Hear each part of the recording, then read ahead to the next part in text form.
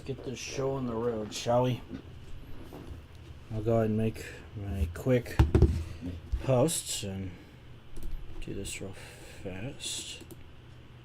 Let's see. Those of you just joining in, welcome aboard. Figured I'd do this quick stream before heading down to Daytona tomorrow. I'll help you on the road. Me and my friends will stop by the NASCAR Hall of Fame as well. Good timing since they just had their whole induction ceremony as well. I watched all that last night on Tubi. We're officially, give me 1 second here. We're officially live. Come and join the fun. I am having the fun. Anyway. Alright. Make sure I'm actually live. Nothing dumb happened. Well, that's a good sign. Alright. Cool. Am I still... Okay. So this is it. The 2025 season starts in less than a week. Yep. So, yep. A week from tomorrow will be the 500. And, what in the world? That was weird. Alright. Post that. There we go. Let's see. And post on... There. Perfect. Alright. Alright, there we go.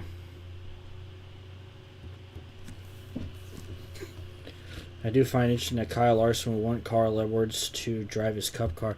Yeah, I think that's pretty cool. I listening to his Hall of Fame speech last night. Oh, hey Corvette, how you doing? Listening to Carl Edwards last night, I think further proves that Carl didn't... I mean, that's a very humble man. I mean, I've always had respect for the guy. And, I don't think he retired because he was sick of NASCAR. He just wanted to be with his family. And you know what? Family matters the most. Family's important.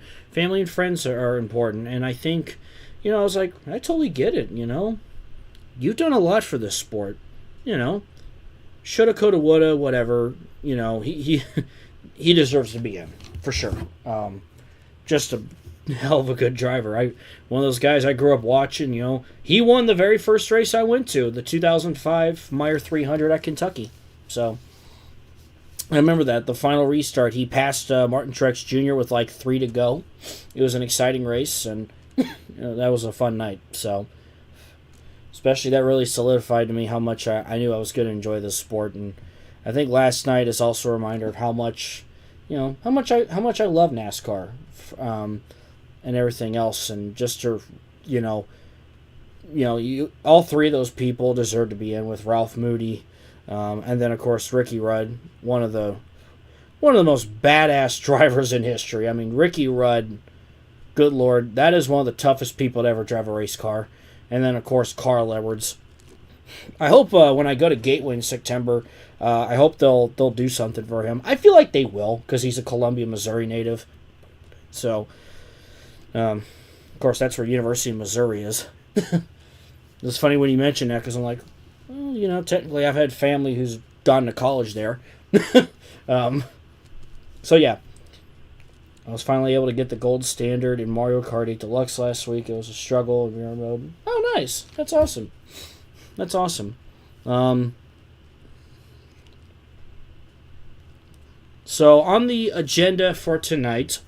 And there's a reason why I have an earlier start than usual. It's because, as I mentioned, tomorrow morning, me and my friends Michael and John will begin our car ride to Daytona Beach, Florida. Well, we're going to be staying in Orlando this time around, but we will be down there. And it's going to be a fun week. It's really fun to be down there, especially being down there for the week of the 500 is just... It's a time unlike any other, just to be down there by the beach, the Streamline Hotel, the Cruising Cafe, the North Turn Restaurant Museum. There's a There's a lot of cool things down there. So it's a cool place. It really is. And if you haven't gone, at least go once in your life, because it's an event unlike any other, and it's probably more affordable than the Super Bowl. But let's see. I would like to go to Gateway again this year. That's going to come down to planning. Yeah, that's understood. Like for me, I really want to go to Chicago. I really want to go to the Chicago Street Race this year if I can. So if I could find a hotel I can rent for a few days and go from there, that'd be great. And not to mention, like, that's an event I'd love to go to. That's cool, doing a street circuit and stuff like that. Obviously, we had the Clash last weekend, at Bowman Gray.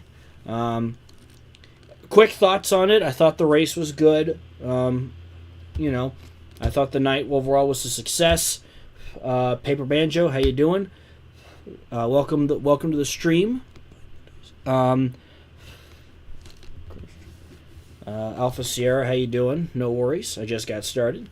Overall it was a good race. Chase Elliott ended up winning. And I know there's been a lot of debates about, like, where will the Clash go next? Some people claim it should be at Bowman Gray or go back to Daytona, or there's been rumors about Brazil. In my opinion, I'm all for rotating. Do some different things. The Coliseum was cool, doing something different, doing something new, and, being able to attract new fans in that market. And then you got Bowman Gray, a place where you can celebrate the sports history, celebrate, the sports upbringings and stuff like that. But I also think it's important just to do things different. Use the Clash to just go to different places, whether it's a market that doesn't have a track like Seattle or something like that, which I can't help but wonder I wonder if getting Prime, Amazon Prime, if, like, they're based out of Seattle, so I can't help but wonder if they're like, hey, we'd really like to have a street race here. There's a lot of options, I feel like. Of course, the weather can play a factor, but it was like 40 degrees at Bowman Gray, so maybe they can get away with a track like IRP. That would be cool. There's a lot of options for that. Clash in Brazil. Well, when they did the Clash last year, and that got all screwed up because of the weather that came in, they brought in the Mexico series to do a race there, which I thought was neat.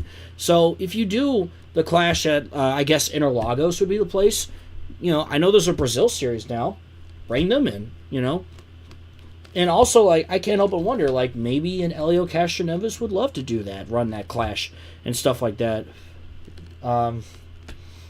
It just depends. Obviously, there's a lot of logistics and stuff that's involved that you got to figure out and make sure you can make things work out. So it can be done, So, whether it's 1 year you do a short track, you want to put some upgrades into a short track somewhere in the country, and then the next year decide, okay, we're going to go to this city where it doesn't have a track, and then, after that, maybe you decide, hey, maybe there's a stadium race out there. I want to just say right now, there's a stadium in Australia that I think would be awesome for the Clash. They just announced that they're going to have an NFL game there in 2026, the Melbourne Cricket Ground. There's plenty of room. It's a cricket ground. So there's a lot of room. You can smack a short track in there and fill the place with like 100,000 people. How cool would that be, And I know some people are very hesitant about international races, but also think about what the NFL's doing. I just mentioned the Melbourne thing. Think about all the international games they have. Think about the MLB doing their London games. Think about, and I know this is a little different, but think about WWE doing all the international shows they're doing now. They're making boatloads of money. They're bringing in a whole lot of new fans. At some point, that's something to consider. Which is why, as Andrew just mentioned, I'm excited about Mexico City. I really am. So I think that's great for the sport. We finally get that Cup Series international date, And I'm not saying, have a bunch of international dates. No, but a couple would be cool, just to see what works, what doesn't. Because we're in a time right now where we just got to experiment stuff. We've been stagnant for quite my time growing up. we were pretty stagnant. We were hardly going to new tracks. To put things into perspective, from like 2002 to 2020, there was only one new track, and that was Kentucky. So, and I know there was the Rollville and stuff like that, but I meant like actual new tracks. So, and I think it's important to go to the two different places, go to these new markets. I think street course, having a street course or two is great. Having an international date or two is great, And with the Clash, mix it up. Like I said, one year you do a short track, you decide, let's go to this track, let's put some money into it, let's give it some upgrades that it needs. And then, maybe you decide, okay, this next version will go to a stadium or an international date. Just mix it around. Have a little fun with it. I wonder if Andres Perez de Lara... That would be cool. I have a feeling he'd probably... If he's able to, I think he'd probably want to run that race. You absolutely should have him run that race. Pacific Northwest... Yeah, Evergreen would be cool. Especially, that's a market that NASCAR's been trying to tap into more. The entry list... Yeah, the entry list, I think, will be stacked. I think there'll be a good amount of road course ringers entering that race for sure. It kind of, the Busch Series, or now the Xfinity Series, ran there back in the mid-2000s. So, I always thought that was cool. Like, oh, cool, they're racing in Mexico. That's, as a kid, I thought that was pretty neat. So, let's see. Enyi, I think that is. How you doing? Just catching up with the chat. Speaking of WWE, Triple H got in the Hall of Fame. Why now, though? I'm assuming Triple H probably just wanted to do it at an appropriate time. And the way they did it, I think they just, Shawn Michaels and Undertaker probably just wanted to surprise him.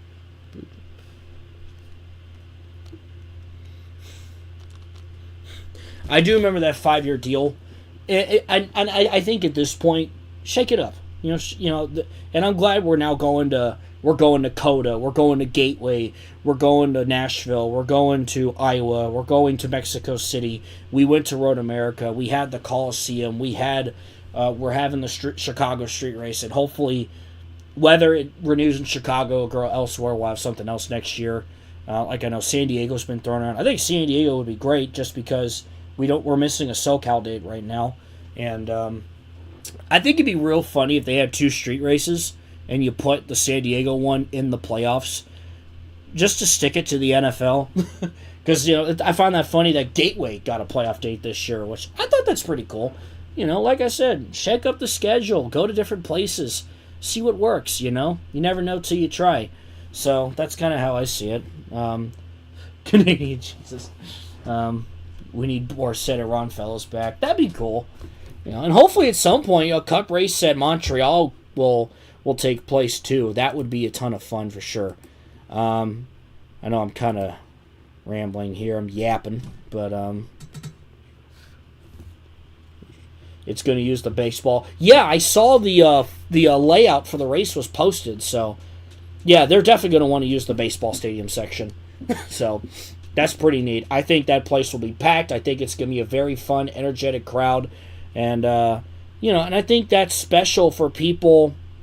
That's special for folks like Daniel Suarez, He gets to go home and race in front of his own people. That's awesome. And I'm excited for him, and I'm sure he's thrilled to be doing it. I'm sure Trackhouse would probably want to do a Project 91. Give us Gateway, San Diego, and Sonoma in the playoffs to talk the NFL. Yeah, because I guess Sonoma's not that... I think Sonoma's not that far from Oakland and Sacramento and all that, so that would make sense. I know people dream of the green Sonoma, so... yeah. Okay, so... today I'm going to do a couple races. Depending on time, I may do a third. And in between the races, I'll show you guys a PowerPoint of basically like the preliminary finalists for voting for the SNL 90s ballot. 2000's coming along good. Most of the cars are done at this point. And all that. I've also been working on recording stuff for Racing Infinity Volume 32. I'll talk about that. I would also be interested. Yeah, Paddle Award would be cool. Sonoma. Yeah, that's right. Okay, yeah, Sonoma's north of the bay. what basically would be between San Francisco and Oakland if the bridges didn't exist. Okay, yeah, that makes sense. Okay, yeah, that makes sense. So we're gonna do some lower series races today. What am I looking for? Here we go. So the first one will be a Super Sportsman race, a 1999 Super Sportsman race. I got to make sure I accidentally don't leak anything. Hold on a second. Fix that. I think that's plenty. Joseph Newgard has talked about potentially running in NASCAR. Yeah, I mean, I think it's good to have NASCAR drivers try other things and have IndyCar drivers try other things. And again, that's why I admire what RFK was trying to do with Stage 60, what Trackhouse is doing with Project 91, and stuff like that. So I'd love to see Newgarden run the Brickyard 400 or maybe even next year's 500. That'd be cool. Sergio Perez? Sure. I mean, again, that would be pretty neat. So, for sure. So, the first track that we're doing today is Levi Strauss Speedway. If you remember this track, of course, this was an EA Sports fantasy track from the 2000s based off of Concord Speedway. So yeah, figured we'd do that. And then I will do a Busch Series race at another track. So that'll be the other race. So, bring Carlos Contreras from out of retirement. Yes, we need Carlos Contreras. That's what we need. Okay, let's get this going here.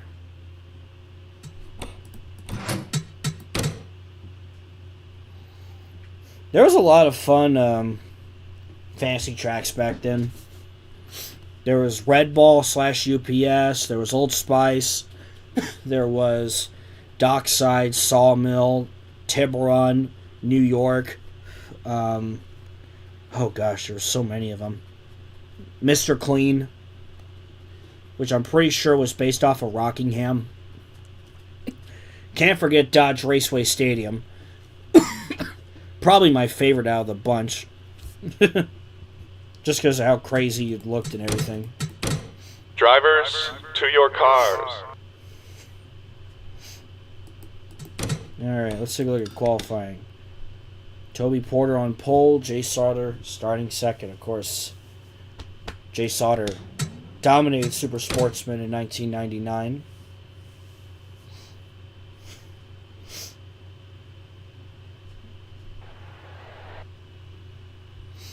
Yeah, it's a bummer that there's not 43 stalls. I can only do Mr. Clean Allstate is Rockingham. Yeah. Yeah, you're right on that.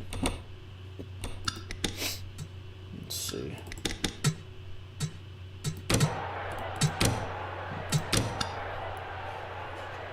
There was the Drivers, to your cars. Oh yeah, there was the cheat code, the Walmart track, and that was based out of Chicago. And then, of course, I know they did the Chicago Pier track. Yeah, Mr. Clean, that track was pretty much in Hawaii. But, yeah, it was pretty much like a reskinned Rockingham. You get better acceleration at Dodge Raceway Stadium running in third. No need to shift to fourth. Yeah, that probably checks. There were a lot of fun. There were Devil's Canyon's another one. There was a lot of fun fantasy tracks in those games. Yeah, the Walmart exclusive track, yeah. Because I remember that Walmart track was based in Chicago, which in a way was based, pretty much predicted the dang future. And of course they did the Chicago Pier as well.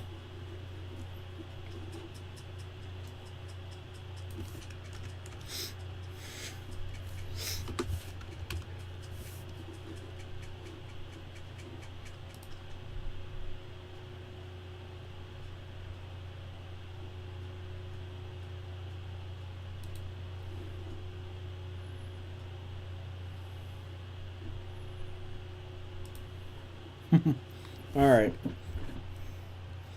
Mostly use actual streets. Turn 1 and the tunnel are the only fake parts. Source, Chicago native. Yeah, that's true. Alright. I'll go ahead and take a look at the starting lineup here. You got Toby Porter, Jay Sauter, Kirk Shelmerdine, and his teammate Jason Jarrett, Buckshot Jones, and Ricky Hendrick. Stanton Barrett and Hank Parker Jr., Mario Goslin, Ron Barfield, Robbie Reiser, Frank Kimmel, Andy Houston, Andy Kirby, Casey Atwood, Billy Venturini, Bobby Hamilton Jr., Justin Labonte, Tina Gordon, Rich Bickle, Angie Wilson, Jimmy Foster, Brett Sontag, Shane Hall, Ashton Lewis, J.D. Gibbs, Jeff Purvis, Rick Baldwin, and Jeff Fultz. And that is your starting lineup.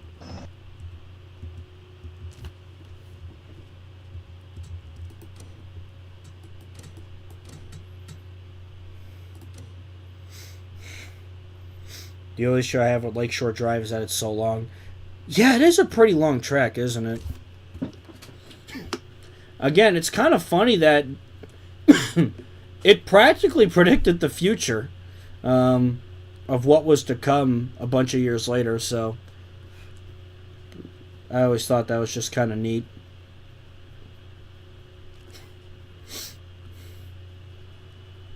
Be cool if somebody could remake this in our 2003. Drivers, start your engines!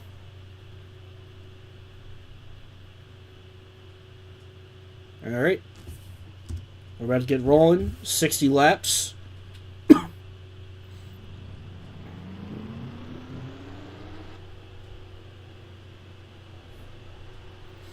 Oh yeah, Speedway Boulevard. That was another one that was pretty fun.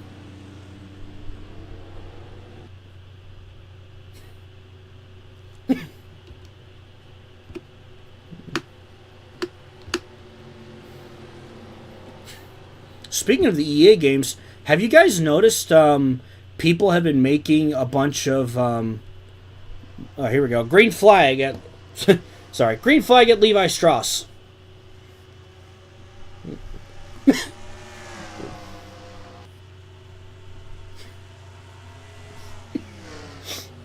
100% race at Lakeshore is a 400-mile road course, and it's 5.5 hours, I believe.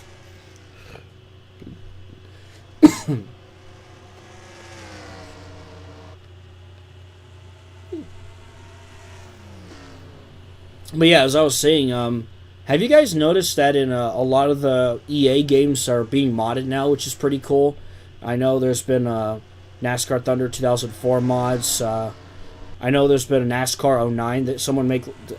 Mr. Mosby, I think is his name, did like a NASCAR 10 definitive mod. So that's pretty cool. People are doing stuff like that, and yeah, I just think stuff like that's pretty cool.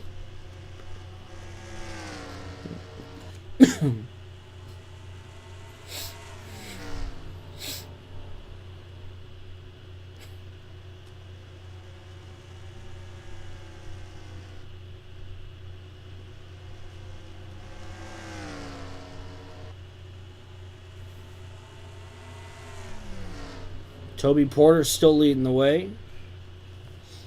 The EA Fantasy Road courses, 100% races, are too far long to be realistic.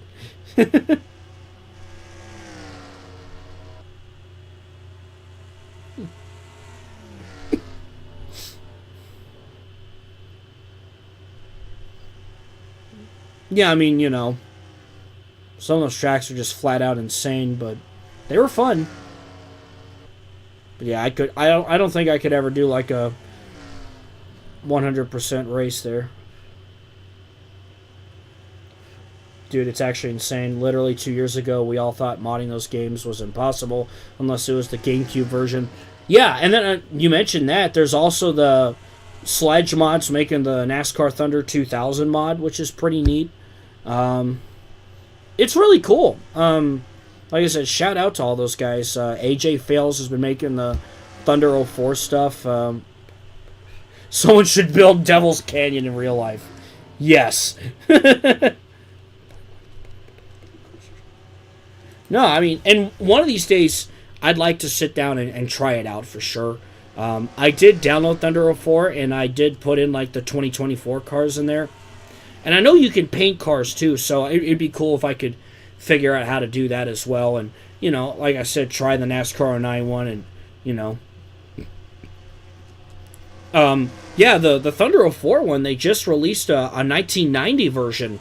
So, how cool is that? You know, they were able to, and including the Days of Thunder cars. So, again, you know, and honestly, the more of those car sets come out, the more that career mode could be fun, season mode could be fun, because now you can actually, like, switch seasons and maybe do your own silly season in a way. So, it's kind of cool thinking about that. So, it's awesome what all these games that we loved as kids all these years later are now having new life in a way. So, that's pretty exciting. I know NASCAR 09, I know that they've actually done some track retextures. So basically they take like a track that's already in the game and they've like retextured it to make it feel like it's a different track. So they took Chicagoland Night and made the walls green and made it Kentucky. They took Las Vegas, you know, did some different things to it, adjusted the walls, the logos and stuff like that, made it Nashville. And I think there's a couple other renditions. I know they did. What did they do? Bristol Dirt. They did Bristol Dirt. So, and then again, it's mainly just changing the texture of the track, though. Did the modder add North Wilkesboro too? So, no. Although I'm sure they may take a track and retexture it, like I just said. I don't think you can just like do what NR 2003 does and just straight up add tracks to the game. I'm assuming you can't do that. Unless there's a way to do it that we don't know about, which you never know at this point. Oh, I'd love to see Speedway Boulevard in NR 2003. That would be neat.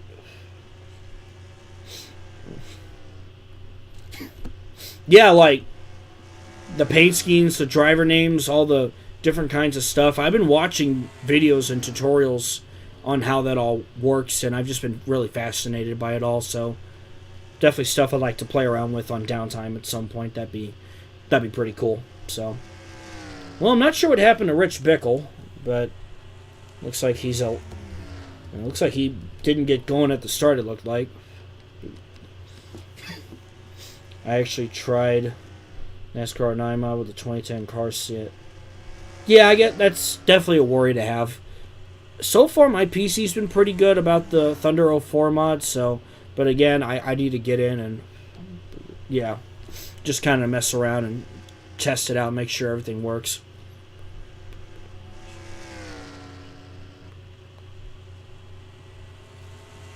Michael Maruz has made great videos about funnier mods. Yeah, I actually noticed he made a couple videos on the NASCAR 09 mods, like, you know, the updated 2008 car set and made a 2010 version. Starlight, how you doing? My laptop can't even do NR 2003 correctly. Yeah, that's why I have an Acer Nitro, and I remember when I got it a bunch of years ago, I was like, I want to get something that has a little bit more power and performance so that, you know, I'm able to do the stuff that I do. So that's what has helped. So. Well, I know you're talking about commercials. Ross Chastain's Bush commercial that we saw during the Clash. I know that's going to be airing during the Super Bowl. Excuse me.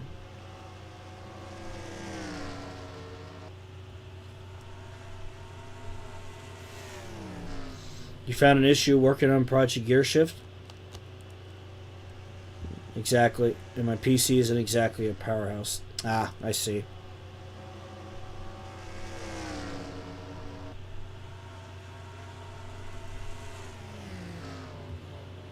Just kind of going through the field now as we're getting close to halfway. Your new microphone was almost pointless. Does it, what kind of microphone do you have? And just, it doesn't work, or...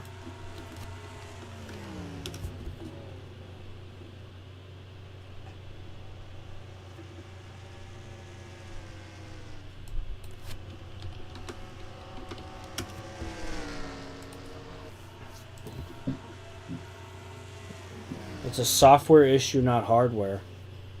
Oh, jeez. Huh. I don't think I've ever had that issue with mine. I'm not entirely sure. I have a Samsung Meteor. SNL Rusty is Pat Holmes.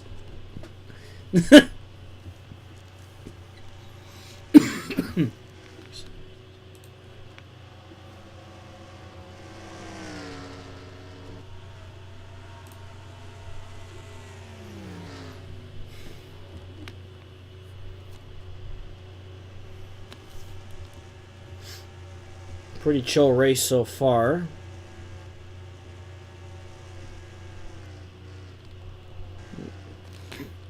Your recordings sound identical to the gaming headset.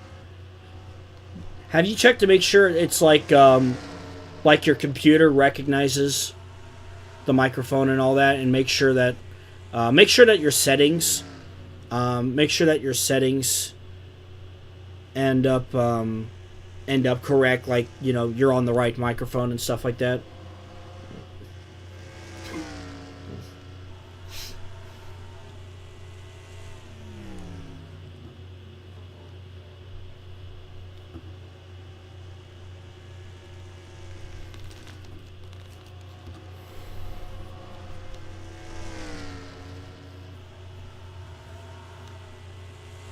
Okay, so it does recognize it, but it doesn't.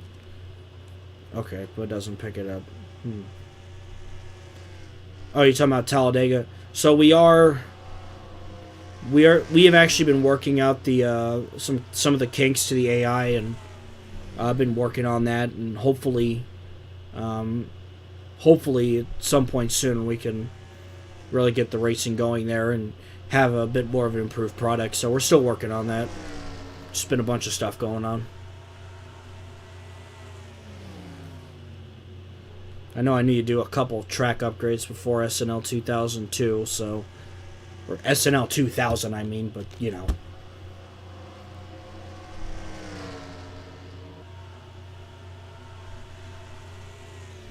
See if your phone has better audio pickup. Alright.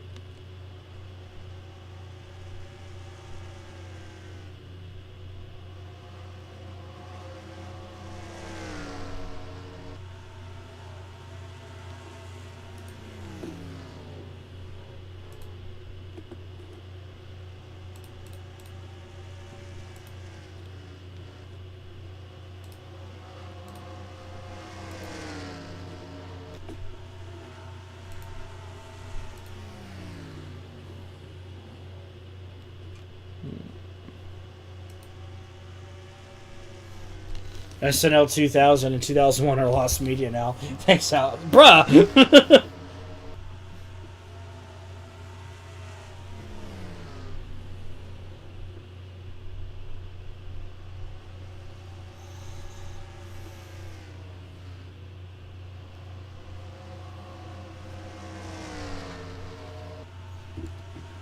The Vanderbilt Cup? Oh, nice. Okay.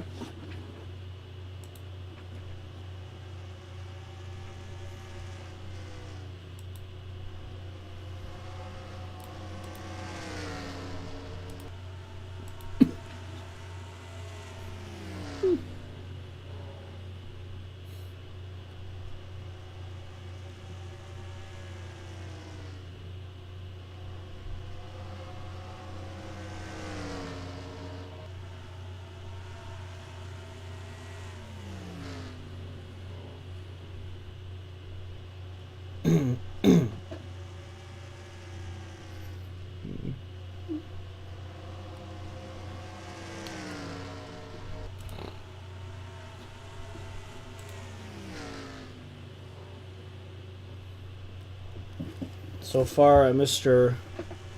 Toby Porter is leading the way, dominating, picking apart one-lap car after the other.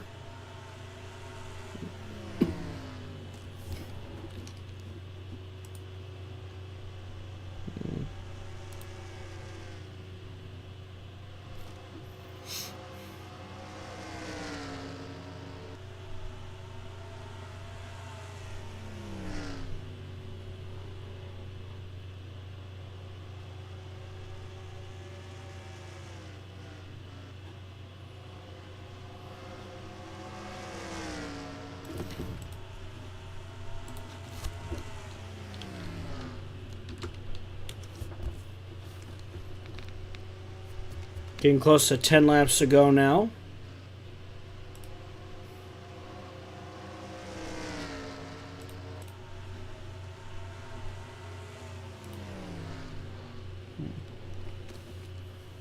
That's an interesting idea. What new pieces of NASCAR media would become lost in the SNL timeline? Well, that is a good question.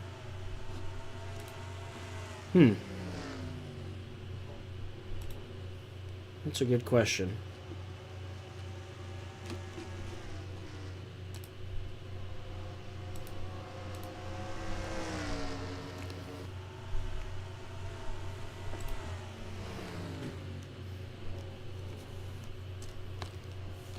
Porter still with a comfortable lead.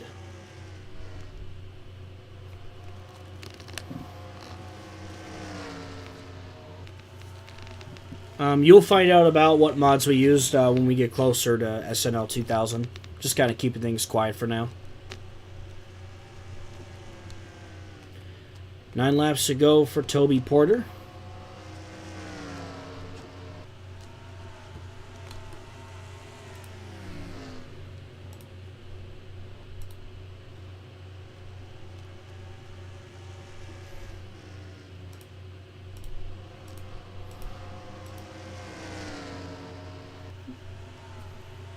Now over a 2-second lead.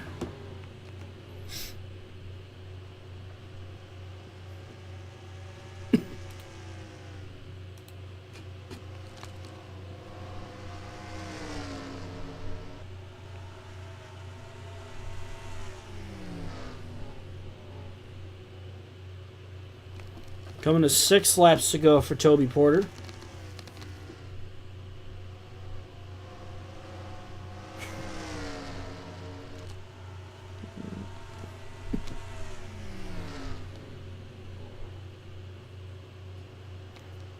Yeah, I think there was a lot of rumors back then about Jeff Gordon potentially going to Formula One.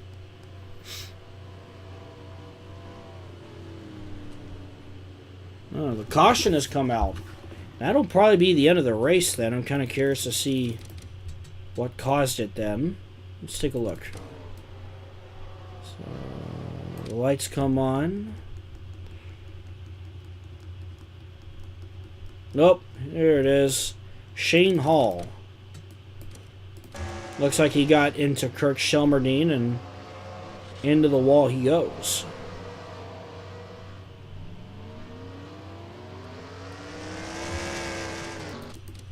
So that's what brings out our first and only caution of the race today.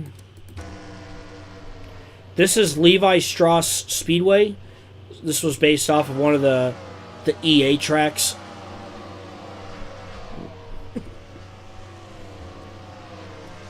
Yeah, it was definitely a rumor.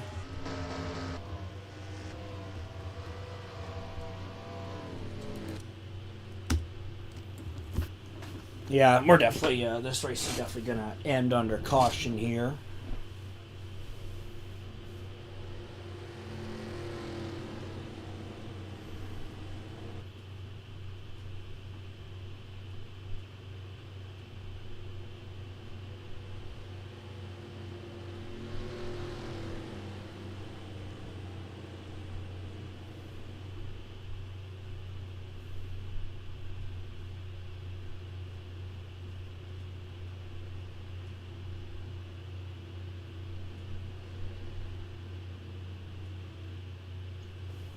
Mayfield doesn't make his lap. Well, there's a good chance somebody else does, if it's not Mayfield.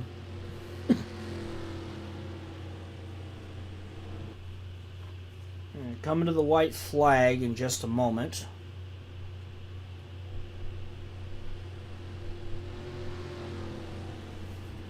Toby Porter will win this race. Jay Sauter will be second. Shelmerdine third. Jason Jarrett fourth. Fifth place, Buckshot Jones. Ricky Hendricks sixth. Barrett is seventh. Goslin eighth. Reiser ninth. And Barfield 10th.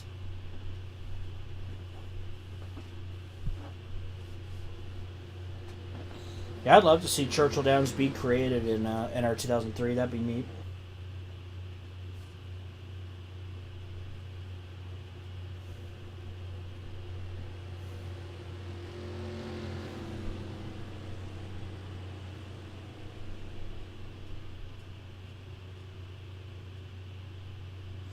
Jay Sauter. Hold on. All right, coming back to the checkers, it's going to be Toby Porter winning at Levi Strauss. Jay Sauter leading 0 laps at a short track race. Impossible. Right? Yeah, judging based on how his season was. I mean, good lord.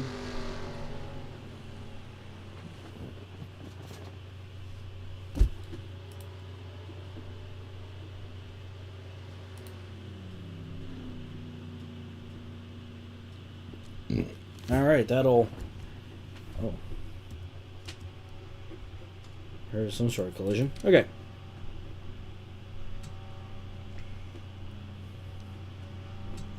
So there's your finishing order there. I'll leave that up for a moment.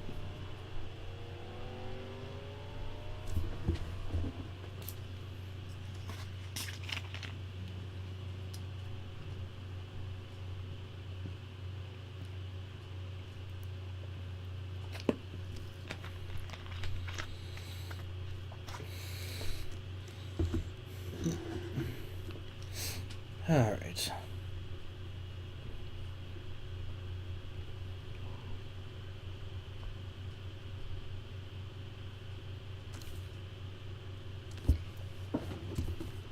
So I hope you all enjoyed that one. We'll get to our next race in just a bit.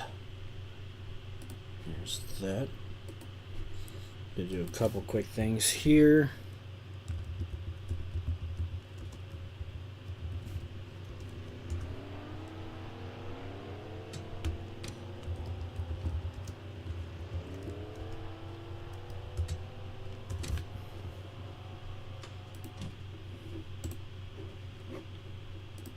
Then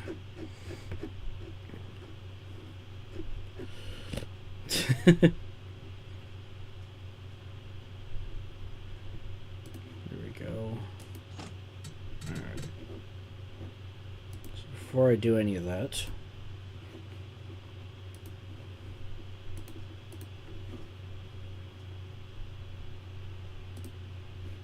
see if I can get any of this to work.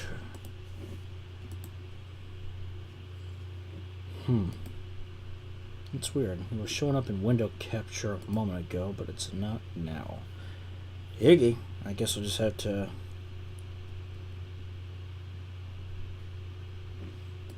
roll with display capture, most likely.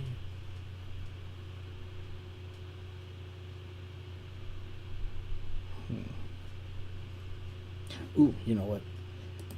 Yeah, I'm just testing something out here. I want to show you guys. Let me see here. This is a... right, okay.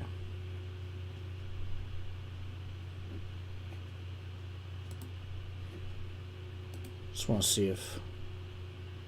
no, that's not what I wanted to do, but okay. There we go. I want to show you guys the preliminary stuff for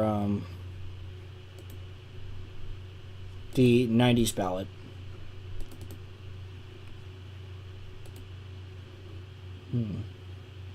See, I was trying to do a window capture, and I remember it showed up a bit ago, but now it's not showing up, and I'm very confuzzled as to why.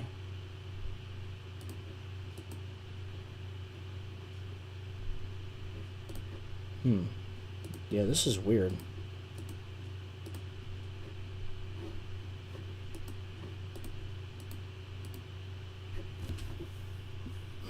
Okay, well.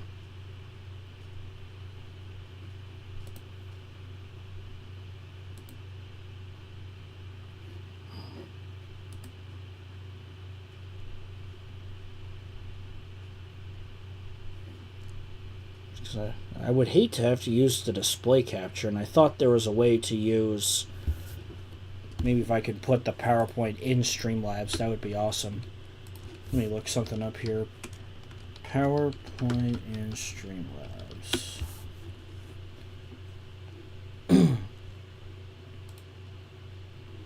Well, if I can do a window capture, then it should be able to appear, right?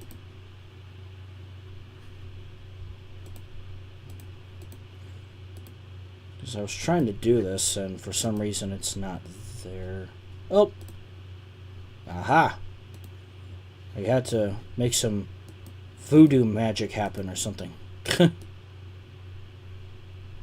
Alright, so I just ran the first mock race. It was a Super Sportsman race at Levi Strauss. What I was trying to do is load up the preliminary selections that you guys chose for the 90s ballot. So I wanted to, because that was what was going to be part of the stream today. So okay, now with that being done, hopefully y'all can see it okay. So again, this is what everybody chose, and these were the ones that were picked the most, and will be the pretty much like preliminary or finalist selections for you guys to choose from. Like basically the set top choices that you guys can vote for coming up here, and I'll make some posts throughout the week while I'm in Florida for you guys, so you can make your vote and stuff like that. So again, all 90s team info, 4 selections per category. Consider all selections winners, of course, because I think they're all fantastic choices. And again, this is based on your nominations on the Google Forms. So this was basically what you guys chose, and this was what was the most picked on. So daily community post polls this week will decide basically who's the best of the best. You know, what's the number one thing, what tops them all, and all that good stuff. So let me see if I can. There we go. Sorry for not voting. I didn't want to spin. No, it's all right. You know, I completely understand. So the first ballot, and I hope. Let me know if it's not showing you guys at all, because right now it should say Drivers of the Decade, but for some reason it's not doing that on my end. Hold on a second. Sometimes the window capture thing can be very weird, because it should theoretically do this. But let me know if you guys can't see it. So yeah, Drivers of the Decade. It came down to 4 drivers. It was Dale Earnhardt Sr. Okay, so I'm looking at the preview of my stream. Yeah, it's... Wow, I thought the full view would work. That's really weird. Okay. Not a big fan of that, but I guess I was trying to blow it up and make it full screen, but it's not wanting to do that, so my apologies. So, teams, Driver of the Decade, again, it's Dale Earnhardt Sr., Bubba Nissen, Shauna Robinson, and Rusty Wallace. Yeah, that's what I was saying. Yeah, it's not showing the full presentation. I'm not entirely sure why. I thought OBS would do that, but yeah, the slides are not progressing for some reason, and I thought it would, so yeah. So, yeah, again, Drivers of the Decade, Dale Sr., Bubba Nissen, Shauna Robinson, Rusty Wallace. You'll get to vote for who's the best out of that 4. Teams of the Decade, it came down to pretty much, I think, the big 4 teams here from the 90s, or at least especially in the second half. AK Racing, of course, Alan Kowicki expanding his team, capping things off with Ernie Irvin collecting the 1999 Winston Cup Championship. Then you got Bill Davis Racing, a team that's been on the rise with Jeff Gordon in recent years. And then you got Penske Racing South, of course. Penske has just been phenomenal throughout the 90s, winning 3 championships with Rusty and just being straight up dominant. But, of course, also the last of the bunch, Team Sapco, a team that really made a big impact, especially throughout the 90s. That really kicked off with Kyle Petty winning that 1992 championship and everything else. And then, of course, the addition of Patty Boys and Shauna Robinson, and things are looking up for that team going into the 2000s. So, again, I'll be making posts, and you'll get to vote for which team is the best of the best and who is the team of the decade for the 1990s.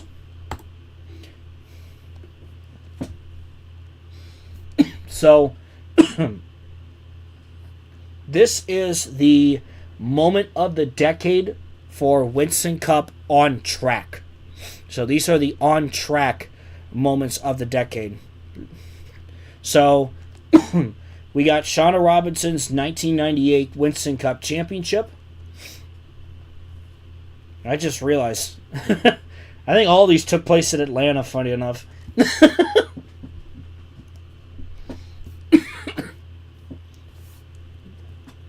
So yeah, Shauna's 1998 title. Then the 1996 International All-Star that coincided with the Atlanta Olympics.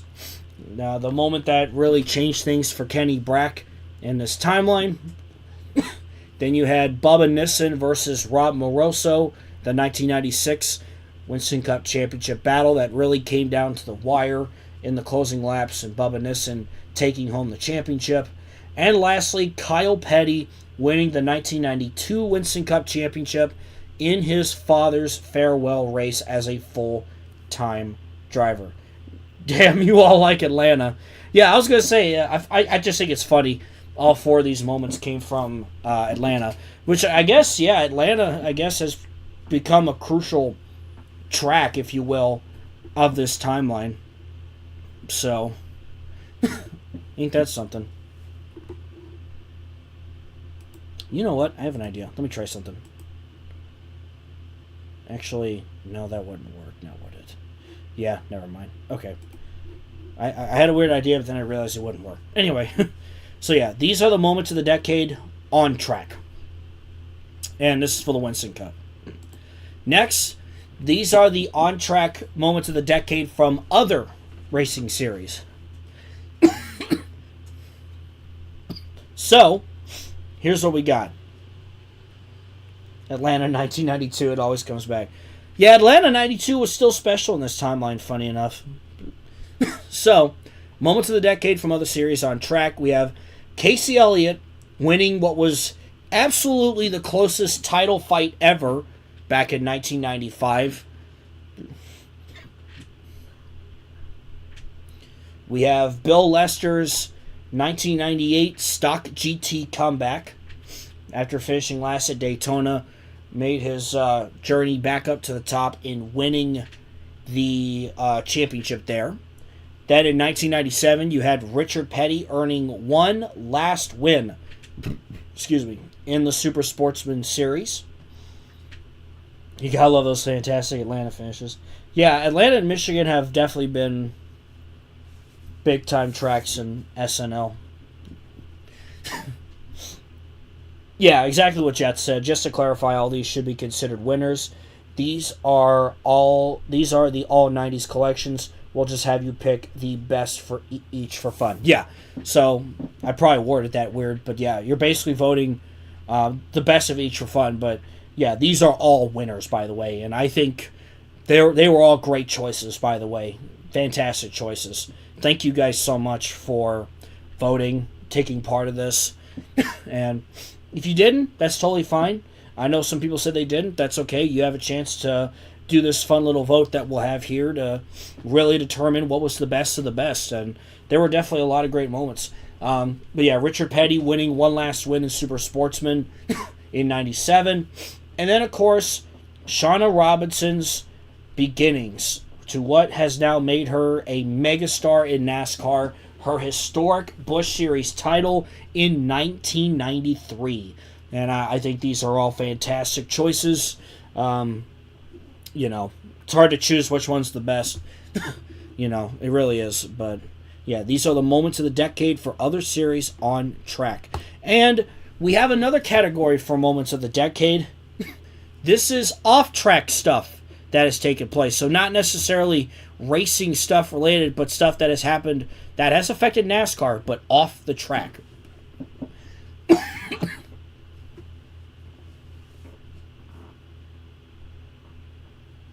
So, we have the Days of Thunder Homecoming, Days of Thunder getting a sequel in this timeline. We have Tim Richmond forming Hollywood Motorsports and doing all that fun stuff, which definitely a great choice there. The other next one was Louisiana Motor Speedway opening in 1995. So that's been a huge part of this timeline for sure, is the bringing in a whole new track, that doesn't even exist in our timeline, and bringing in Louisiana Motor Speedway, which has just been a fantastic track. And like I said, we got another track coming in 2000. We talked about it, SoCal's coming. So I think you guys will like what that's going to look like. Yes, that was... Days of Thunder got a sequel. That was one of our biggest storylines for... I'm getting my seasons mixed up. So much has happened. For 98, I think it was. 97, 98. Like I said, it's just so much has gone on. Sometimes I get stuff mixed up. Louisiana Motor Speedway opening. Then we have 1996, which was a pretty big year overall, not just for the International All-Star, but we introduced 3 brand new series. Obviously, the Truck Series came along, and not only that, we brought in the IMSA Stock GT Series and the DuPont Super Sportsman Series, and which has really shifted and changed the game and how drivers are being developed to become stars in this timeline. And before long, I think pretty soon, the first batch of those drivers from the inaugural season are going to be in Cup before long. So that's something to look forward to. Some of them have already been making Cup starts. But and lastly, we had AK Racing expanding with buying out Junior Johnson's number 11 team. This was pretty big just because, again, Alan Kowicki is probably a major what-if. We didn't know what things were going to shape out for him because his life was cut short. But in this timeline, his team has expanded, and it's paid off. So definitely all good choices here. That's why Richmond's team has the 46 font. It just seemed fitting, Going to be excited for how SoCal turns out. Yeah, absolutely. SoCal looks pretty good. I've been doing a lot of visual work on that. The 46 isn't trademarked. Yeah, I just assumed that something was worked out, that they were able to just go, yeah, we can make this work, and stuff like that. All right, next up, we got paint schemes of the decade. We have Patty Moyes' Barbie paint scheme. That car was painted by Rose Jam. A paint scheme that's really become iconic for sure. And then these next 3 were painted by Jet. The Jeff Gordon Mac Tonight car from 1998. And then we have 1999, the Penske 12, the DuPont Ford. And then the Tim Richmond 50th anniversary number 50 Exxon Chevrolet from 1998. His final full season in the NASCAR Winston Cup Series. I assume Alan stays a bachelor. Well, with him having Hooters as a sponsor, I'm sure he was a hit with the ladies. I mean, Mac Tonight is peak. For sure.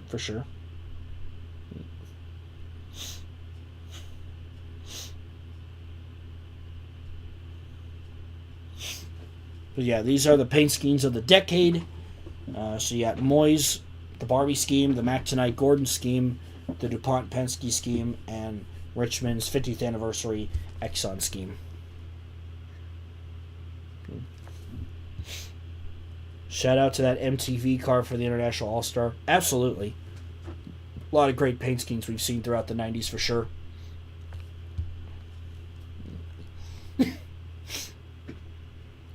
Decade's most popular drivers. This is the last one. Again, pretty much who's the most popular driver of the 1990s. These were the top 4. So you have Dale Earnhardt Sr., always, in my opinion, even if he's been a 3-time champion in this timeline, I think he's still an influential name in the garage area. Definitely a top guy. Jeff Gordon, who became a very hot prospect, winning 2 Busch championships. Had a couple hit bumps in the road, but has done a pretty good job for Bill Davis Racing and building up that team. You got Alan Kowicki, who I think has become a lovable figure in the garage area. Someone who's very likable, and has built his team from scratch, from the ground up, from nothing to something, right? So definitely a good choice there. And then, of course, Shauna Robinson, the megastar, and the impact that she has left behind in NASCAR so far, driving for Team Sabco. And not only that, first woman to win a Busch Series championship, a NASCAR National Series title, really. The first woman to win the Brickyard 400. The first woman to win an Indy, really. And then, of course, the first woman to win the Winston Cup. So, and of course the Daytona. How did I forget that? The first woman to win the Daytona 500 as well. So, yeah, those are your decade's most popular drivers. And again, we'll be making community posts, and you'll basically vote for who's the best of the best. But these are all winners, for sure. So yeah, you got decade's most popular drivers, paint schemes of the decade,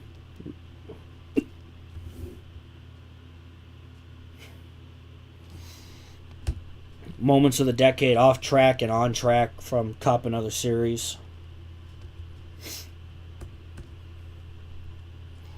And of course, teams of the decade, and then drivers of the decade. So that is the preliminary selections for the All 90s team.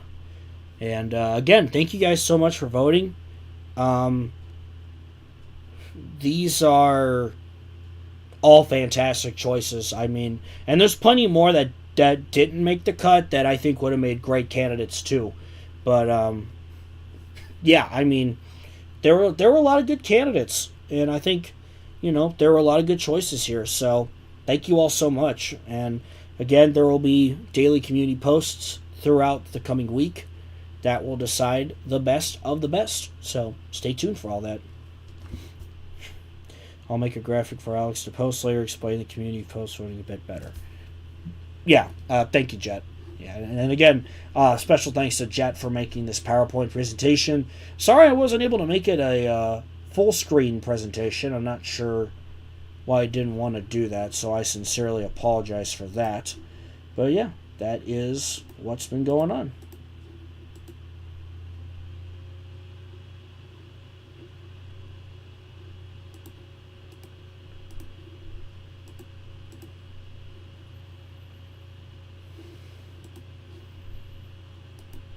Alright, let me make sure this is working here. You're probably going to see a black screen because I'm trying to figure out why in the world NR is not showing up now. This is, yeah, like I said, Streamlabs is a little weird with the window capture stuff sometimes. Because it's like, it's like I closed the PowerPoint thing, so it should theoretically show NR 2003. So, give me a second here. Again, you're going to see a black screen, just bear with me. I don't think I've ever had this many problems with window capture before. Good lord.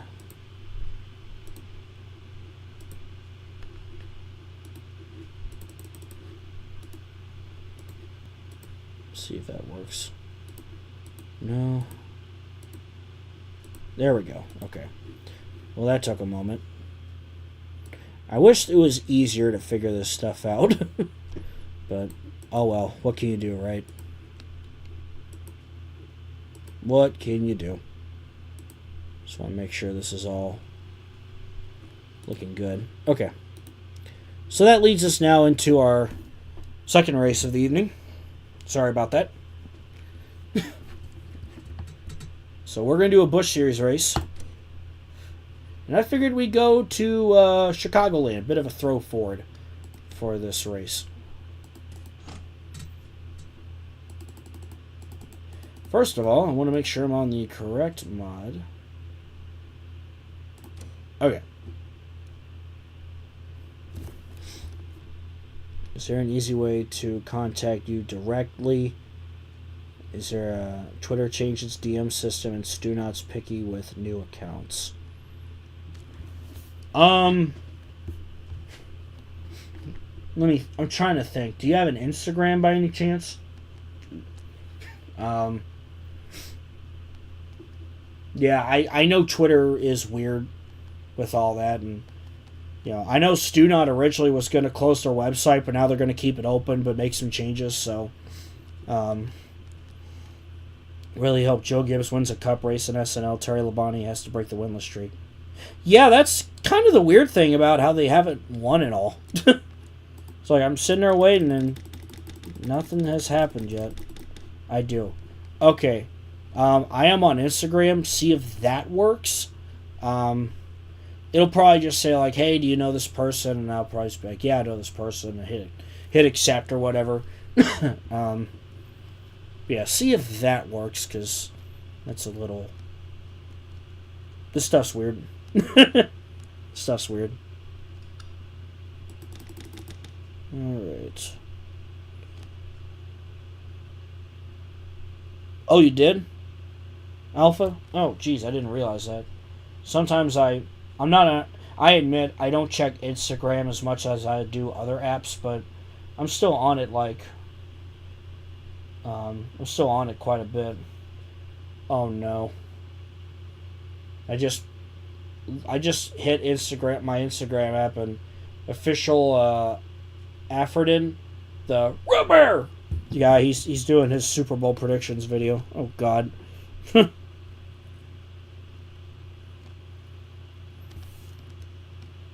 I see.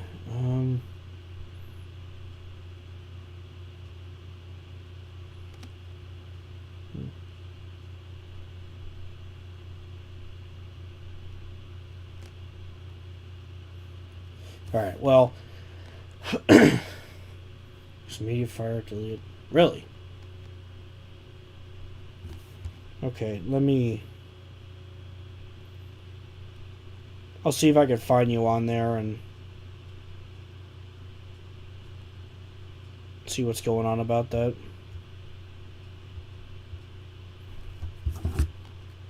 But anyway, we're going to do Busch Series at Chicagoland. Actually, let me check something, because I just realized if it's on this car, it's not going to be able to pick a car that I know doesn't run at all.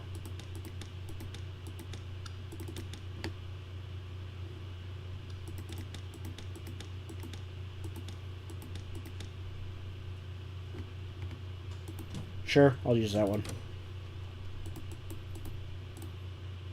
Alright, Alpha, thanks for checking out the stream, and I'll talk to you later, man. Alright. Depending on time, I'll see about a third race. I like to get off potentially around 9 o'clock, just so I'm not on too long and I can get a little rest before the journey to Florida.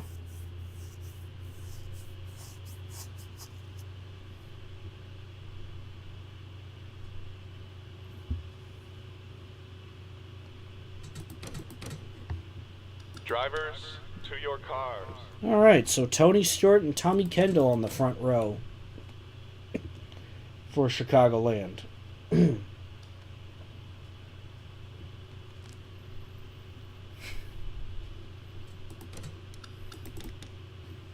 Alright, let's look at our starting lineup.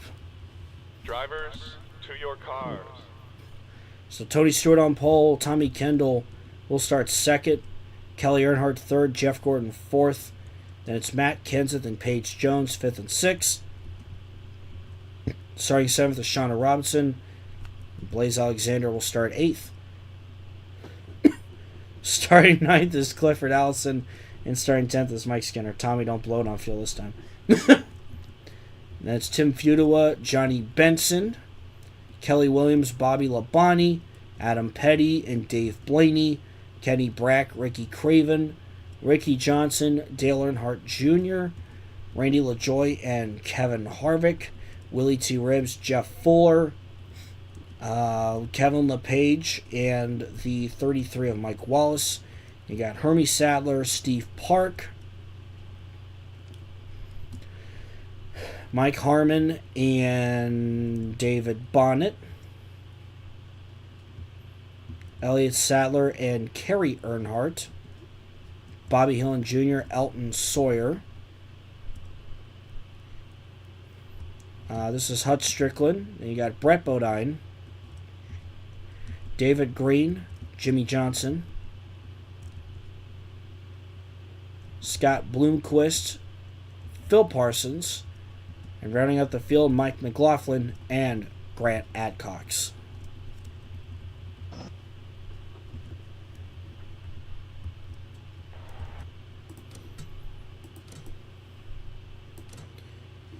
And we're set and ready to go for some Busch Series racing from Chicagoland.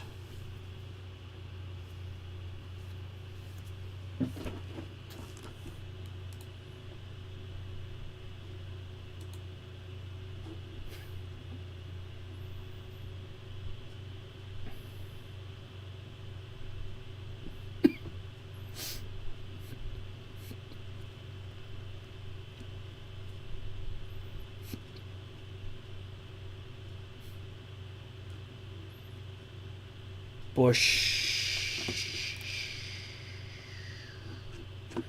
Drivers, start your engines!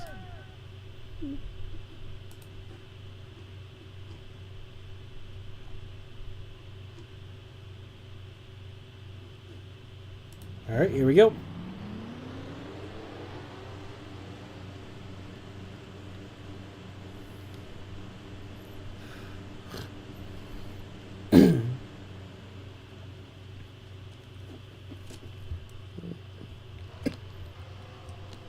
All right, let's do it. There will be 81 laps for this race. And before we get a Ross car. I mean, it's possible. I'd be all for it.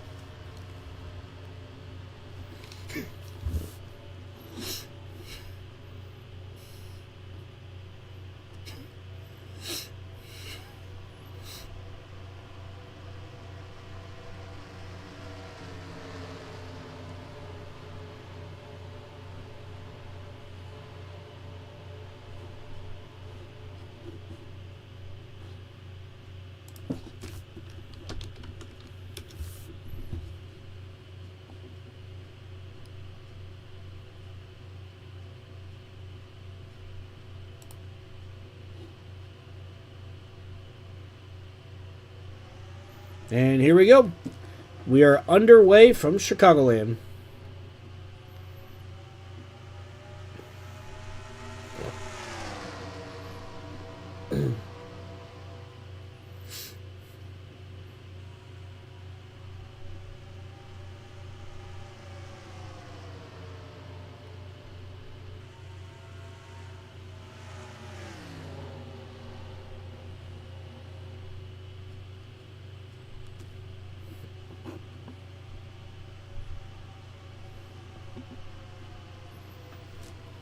And already, racing's getting pretty interesting on the first lap. Matt Kenseth taking the lead. Kelly Earnhardt to his outside. Matt Kenseth looking to clear for the lead as they head to turns 3 and 4. Kelly Earnhardt was credited for leading the first lap.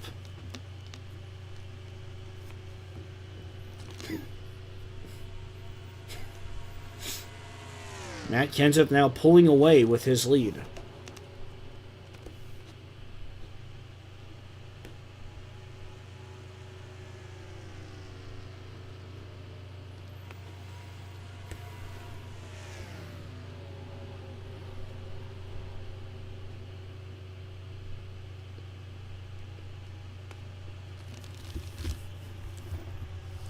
Shauna Robinson third, Clifford Allison fourth, Tony Stewart back to fifth, Tommy Kendall is back to sixth.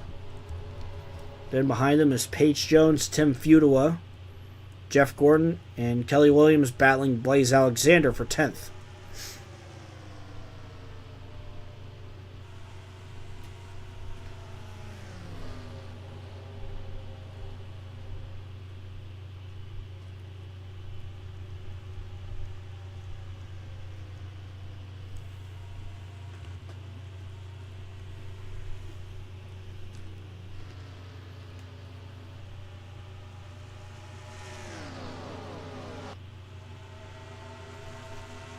After a wild start, things have gotten pretty single file now.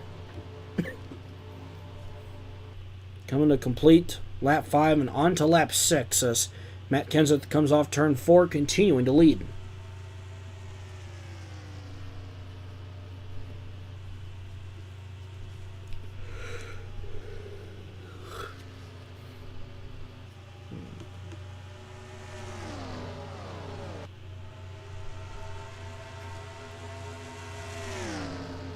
Kelly Earnhardt trying to reel in Kenseth, shows Shauna Robinson a couple of Cup Series drivers chasing down a potential soon-to-be Cup Series driver.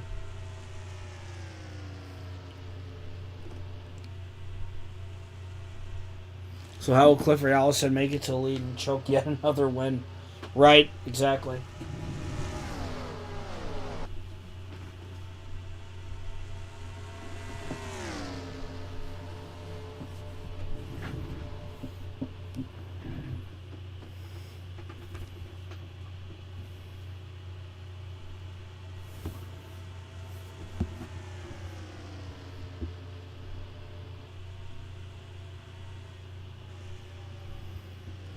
Pretty much a 3-car battle here for the lead here. And Kelly Earnhardt looking to the inside of Kenseth.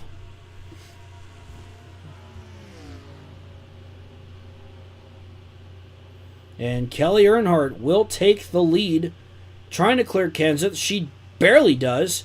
Kenseth trying to fight back on the inside. But Earnhardt's still hanging on. Now Robinson wants second from Kenseth. Takes a peek to the inside. No luck there.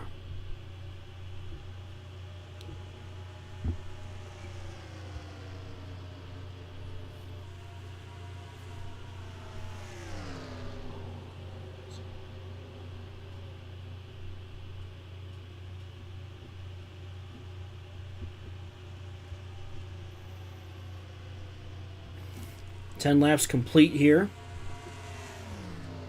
We do have a bit of a pack of cars in this bunch contending for the win. As Tony Stewart tries to chase down Clifford Allison for 4th place. Oh, excuse me.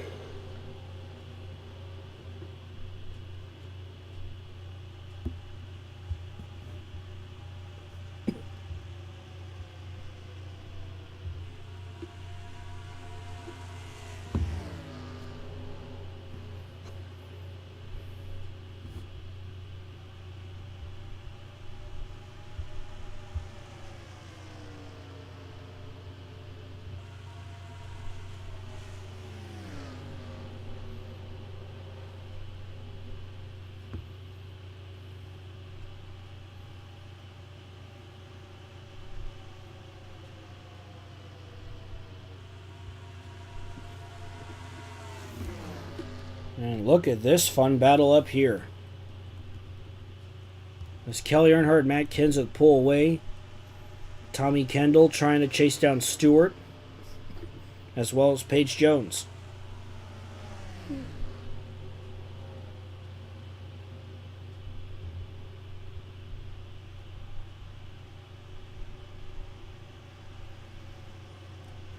Things have kind of cleared out now. Meanwhile, up front, Kenseth was looking to the inside of Kelly Earnhardt, not able to get to her. He is all over the back of that 19 car.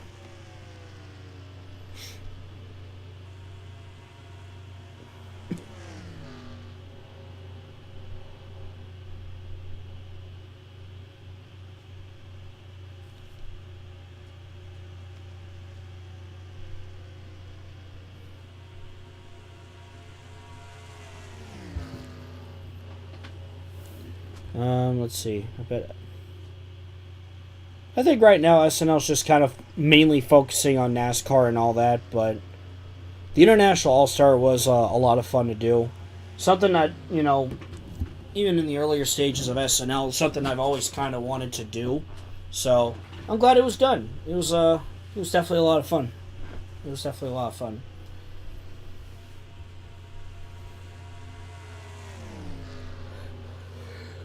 Excuse me. Clifford Allison up to third, hoping to chase down our two front runners here. Hey, there's Ferris. It be Nassin in the car. That's right. It's just like that birthday card you get that says that's a NASCAR you got there. Kenseth tried to take the lead from Kelly Earnhardt, not able to still, but now here comes Clifford Allison. Oh, they might be going 3 wide, almost do. Allison was trying to get second place there. Shauna Robinson was there in the mix as well. So is Tony Stewart. This top 5 bunch trying to contend for the win.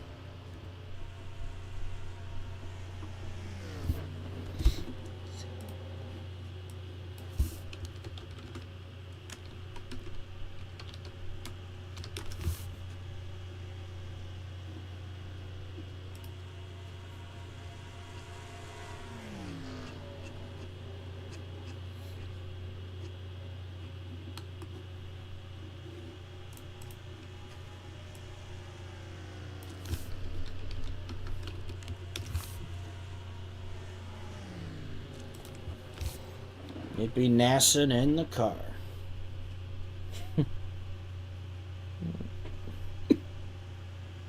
Kelly Earnhardt continuing to lead the way. 18 laps are complete.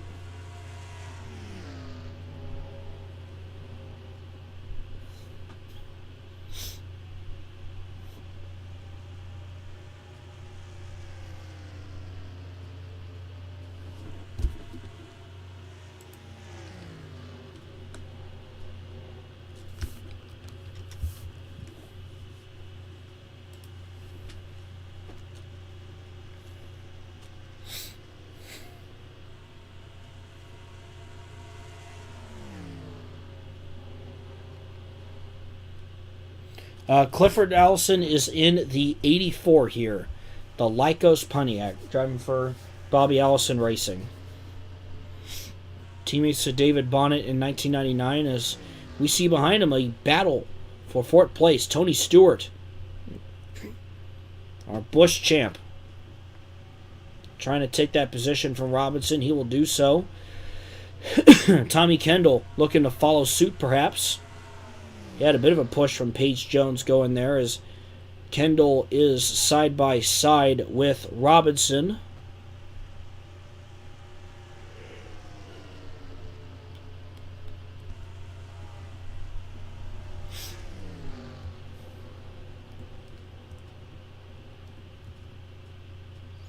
Look at Robinson fight back on the outside. She's going to hold on to 5th. Clifford Allison with some momentum. Looks to the inside of Kenseth. Does he have a shot? No, he doesn't. Kenseth quickly slamming the door on Clifford Allison. Allison had a huge run going in the turn 1, but was not able to get a pass going. Still with him, though. Now he's getting reeled in there by Tony Stewart.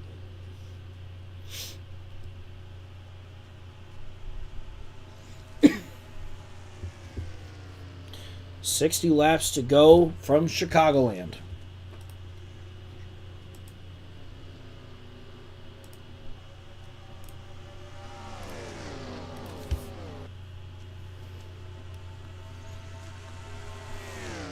Matt Kenseth led early on, but lately it's been the Kelly Earnhardt show.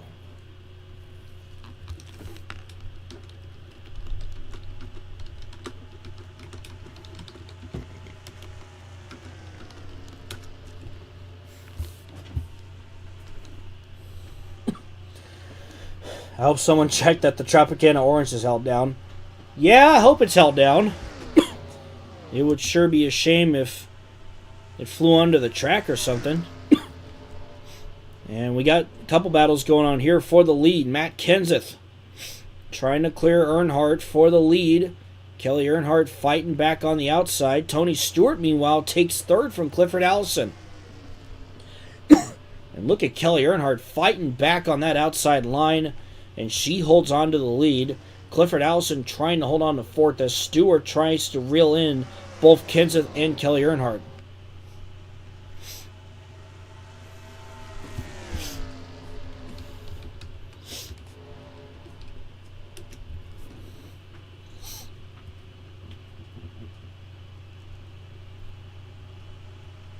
Pretty competitive race so far.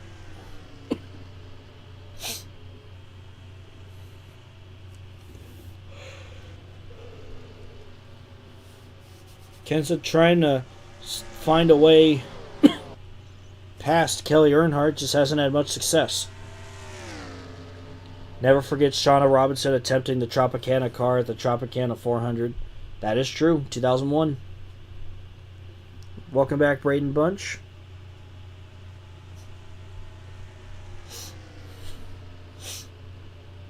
And here comes Matt Kenseth again. To the inside of Earnhardt. Trying to get to her quarter panel.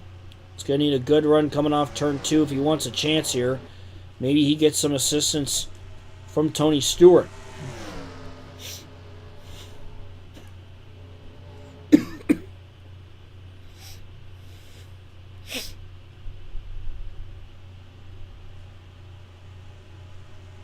Tony's still a former IndyCar champion in SNL.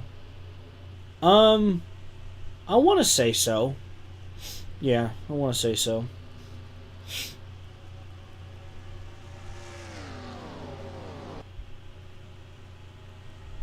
Now Matt Kenseth back with the lead here as we're 27 laps into this one. DEI teammates Kelly Earnhardt, Tony Stewart, second and third. Kelly Earnhardt definitely looking for a big breakthrough in 2000 for sure.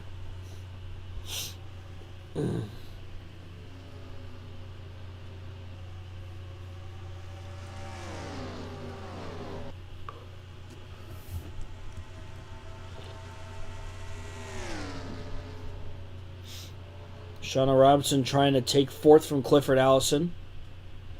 Looks like she's going to end up doing quite just that, potentially. Allison fighting back on the outside. And Allison right now hanging on. Let's see what things look like as they head into turn 1.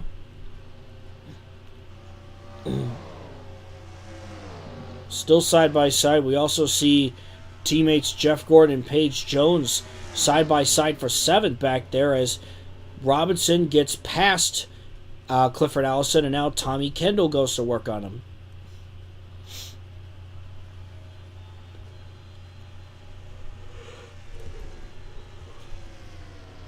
Jeff Gordon overtaking Jones at the moment. That moves him up to 7th place.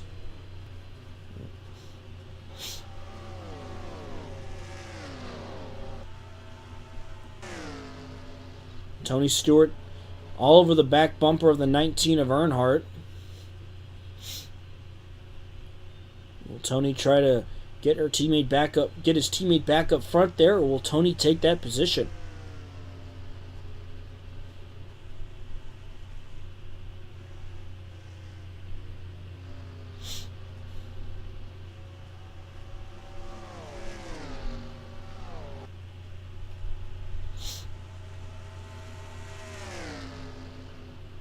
Stewart just waiting for the right time to pounce. And you got Robinson in 4th all by herself.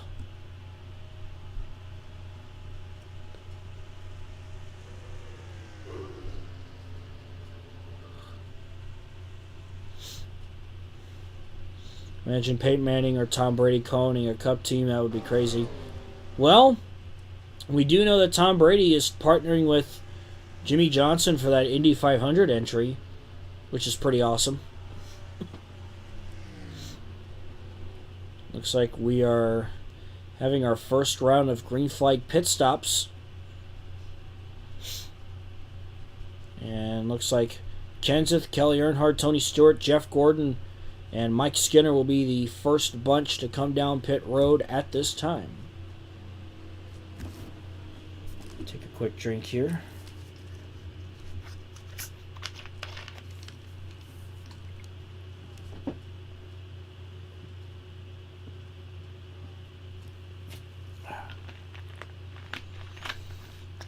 Oh, that's better.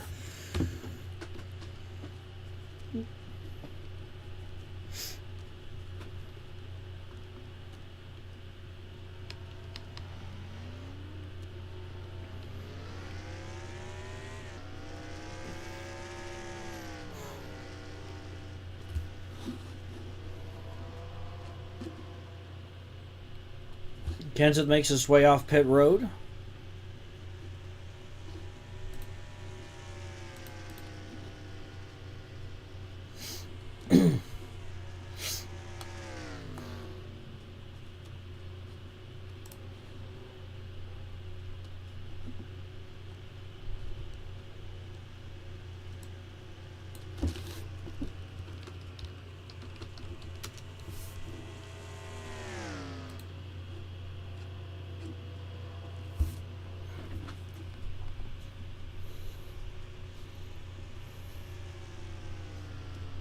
I don't trust anybody related to the Raiders. Tom's also a sponsor for a WC team. Oh, yeah, that's a good point.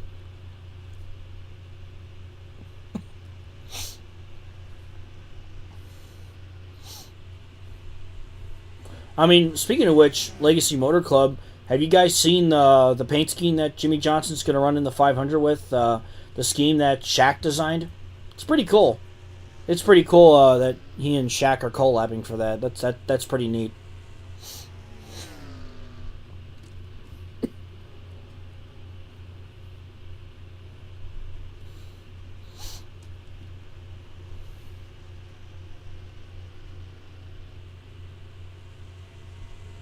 What does Chris Berman always say?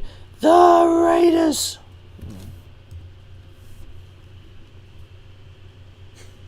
Low-key wild that Johnson may be partnering with both Shaq and Brady. I mean, I think it's cool. I love stuff like that. You know. And those are all GOATs working together. That's pretty cool.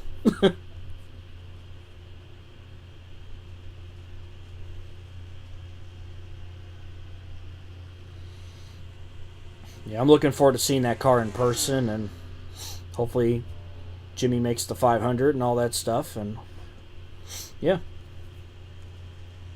Which, I guess I'll ask a fun question. Who do you guys think are going to make the Daytona 500 amongst all those open cars? Who's going to qualify their way in? Who's going to race their way in? Of course, Elio, regardless, will be in. Whether it's he utilizes the 41st spot, or he races or qualifies his way in. Which, again, cool concept. It's a fun way to bring in these different drivers from other motorsports and give them an opportunity to run in something like the Daytona 500. So after those pit stops, Matt Kenseth has extended his lead. He now has over a 1 second lead over Tony Stewart and Kelly Earnhardt.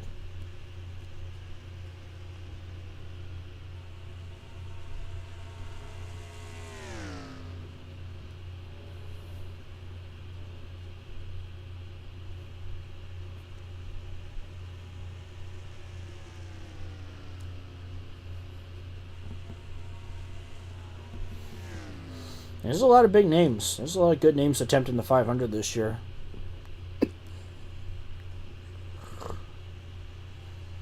Looks like Kenseth's lead is growing more.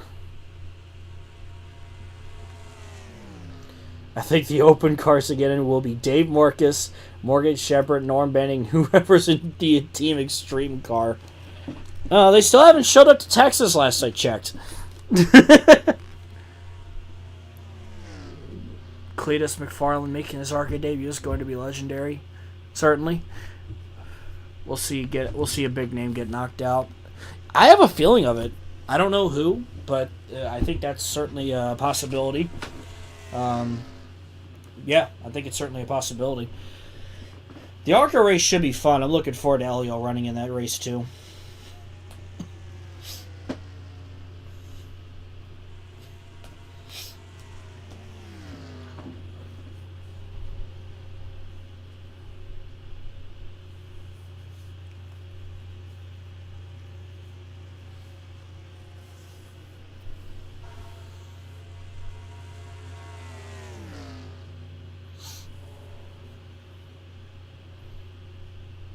24 Hours of Daytona Part 2.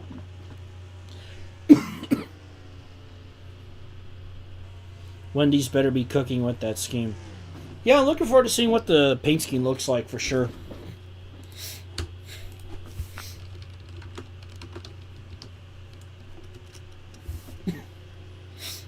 I'm curious if I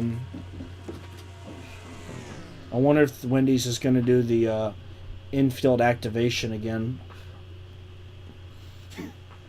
for the Daytona 500.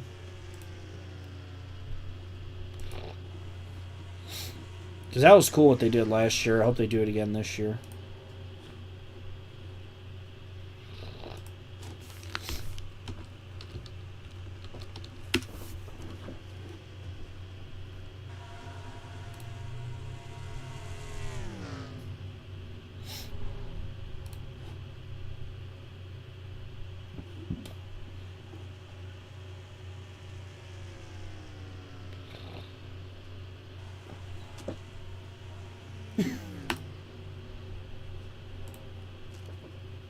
Anyway,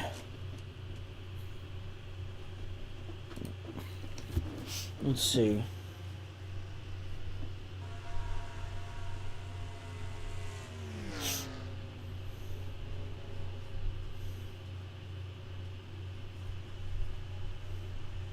Still a pretty calm race so far. Elio gonna run the road course instead of the oval and make it a shortcut somehow? Probably.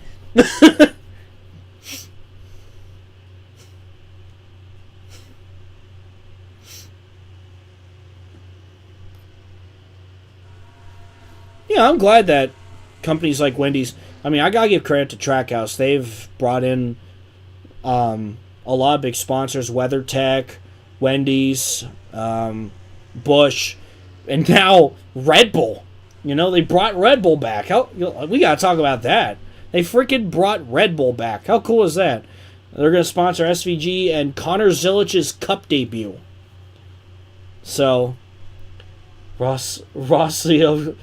Rossleo Chess and Chesty Nevis. What? But yeah, how about Red Bull being back in NASCAR? That's pretty awesome. So I know that's been a dream for a lot of fans for Red Bull to make a return to the sport. Now they're going to. So not to mention that both SVG and Zilich are Red Bull athletes, which makes things better. And my goodness, Tony Stewart has chased down Matt Kenseth with ease. Kenseth is being held up by lap traffic. Stewart could take the lead here. As a Red Bull consumer, this pleases me. I was so excited when I heard. I was like, yes! And here comes Tony Stewart. And Stewart, the pole sitter, for now, takes the lead from Kenseth. Jeff Gordon's on the charge as well. He won second from Kenseth. This is going to get interesting here as they're all being held up by the lap cars of David Green and Mike Harmon. Now we have a 4-car battle for the lead. Stewart, Kenseth, Gordon, Robinson, make that 5. Kelly Earnhardt is right behind them, all in this pack. Gordon up to second now.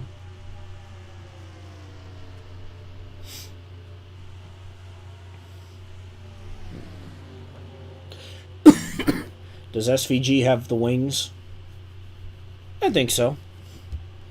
I'm excited for him this year. I'm excited to see what he does. I'm hoping he can at least get a road course win and get himself into the playoffs. Look at this, 3 wide. Here comes Jeff Gordon. That 36 is a lap car. Gordon's to the inside of Stewart. Now they're side by side down the backstretch. Back to the start-finish line. Will be 30 laps to go in this one.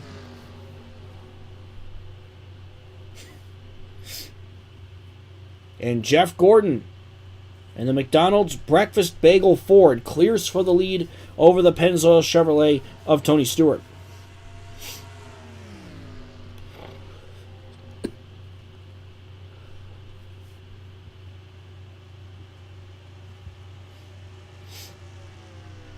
Now it's Gordon versus Stewart. How fitting.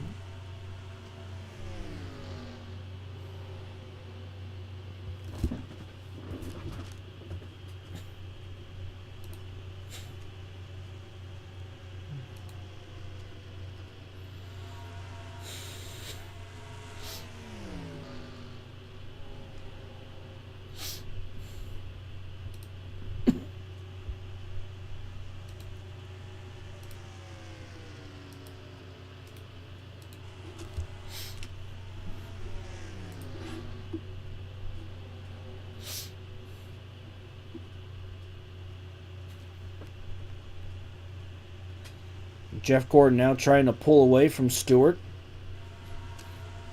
SVG will make the round of 8. That would be cinema. That would be cinema if that happens.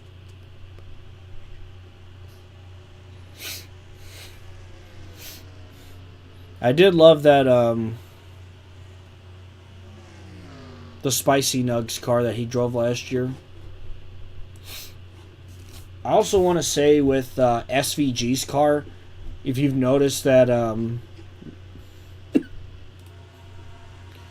it's got the Red Bull thing along the Chevrolet grill. I really like that.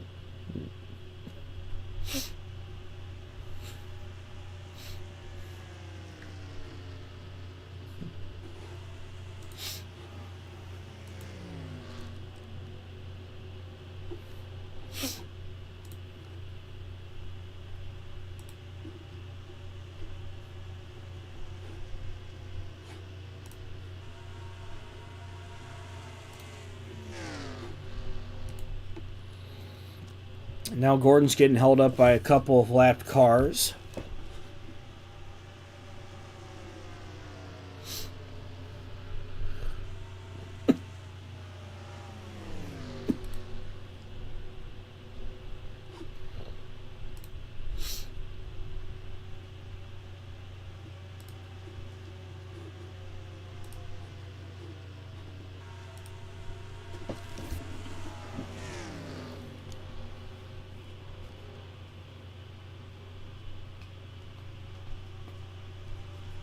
And here's another fun question. What are you guys looking forward to in the 2025 season? For me, it's definitely the Mexico City race. I'm definitely looking forward to that. Yeah, let me know what you guys think.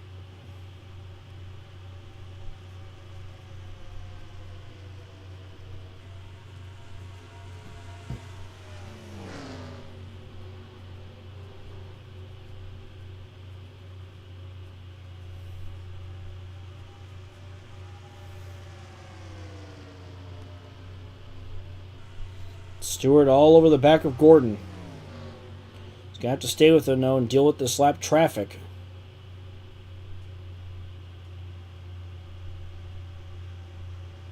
I'm looking forward to there, in fact, being cars. Absolutely. I'm looking forward to there being cars as well.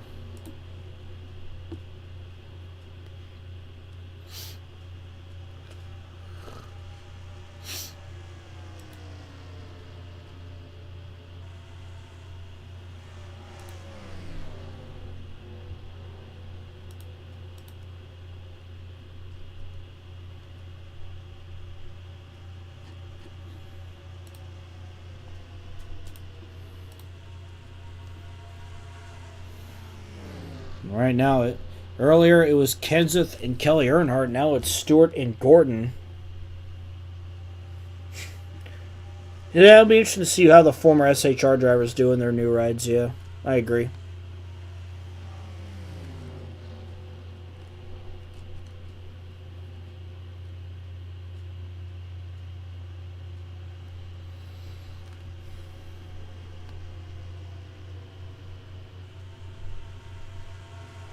I think we're probably going to have another round of pit stops coming up within the next handful of laps. SVG's rookie season, the return of Casey Kane, yeah. Yeah, Casey Kane running the Rockingham Xfinity race. That'll be interesting.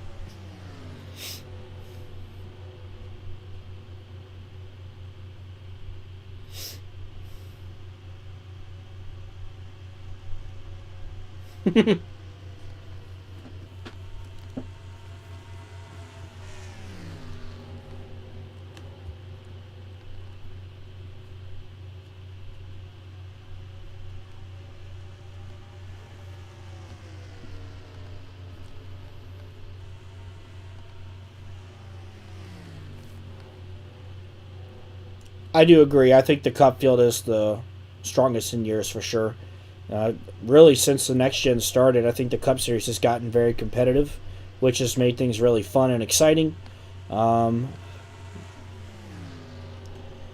is also going to be really fun. Oh, yeah, Xfinity is going to be really fun this year. Really strong rookie class. So it's going to be interesting to see how everybody does. I can't wait for Kyle Busch to move to the 5. I have the texts. What's your source? My source is that I made it the up.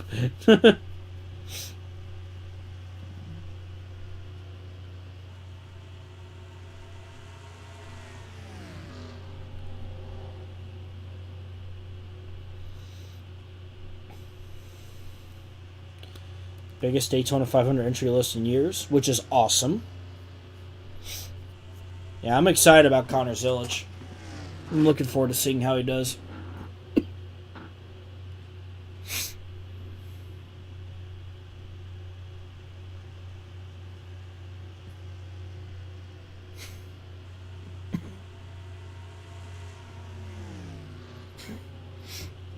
Also to the 5, there will be 2 like EA NASCAR game style.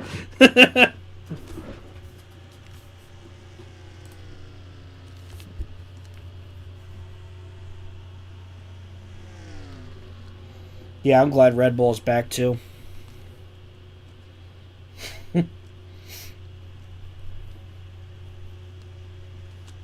Getting close to about 15 laps to go. And now it's all Jeff Gordon out to almost a 1-second lead.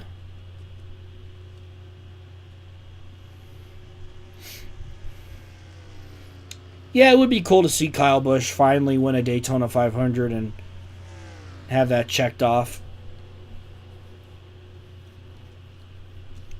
Considering that last season was the first winless season of his Cup career, which is insane. You know, he at least won a race from 2005 to 2023, so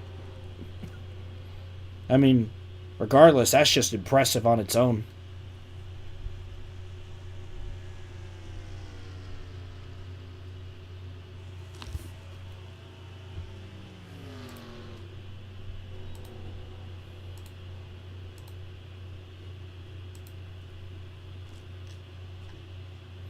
And here we go. Gordon, Kenseth, Kelly Earnhardt all making their way down pit road for what's going to be the final round of green flag pit stops. Who's going to have a good stop? Who's going to have the lead after all this?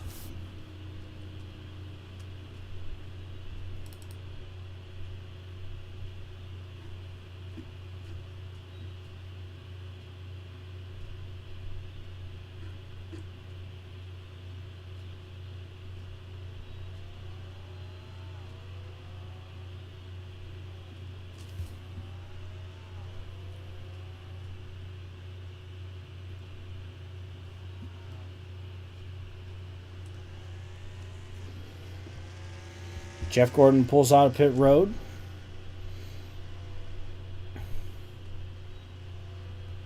Let's see.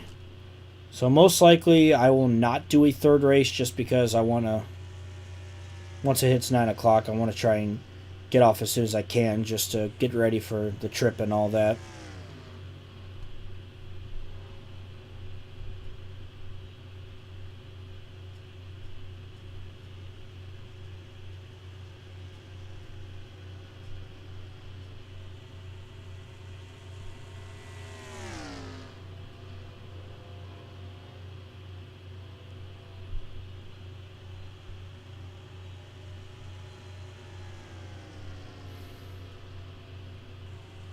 Gordon's still looking pretty good.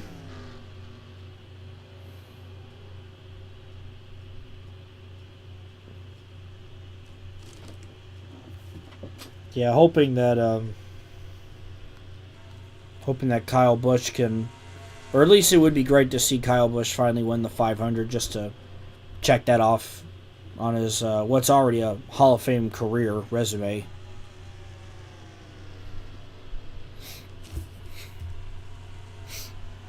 Let's see, I'm assuming Tommy Kendall still needs to pit.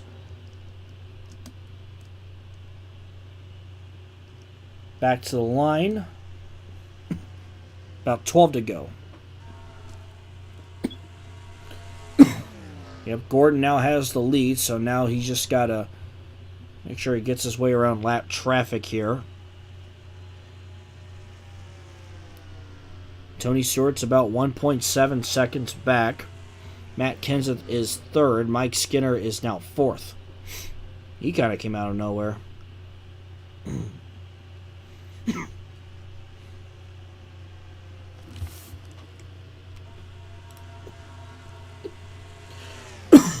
Excuse me.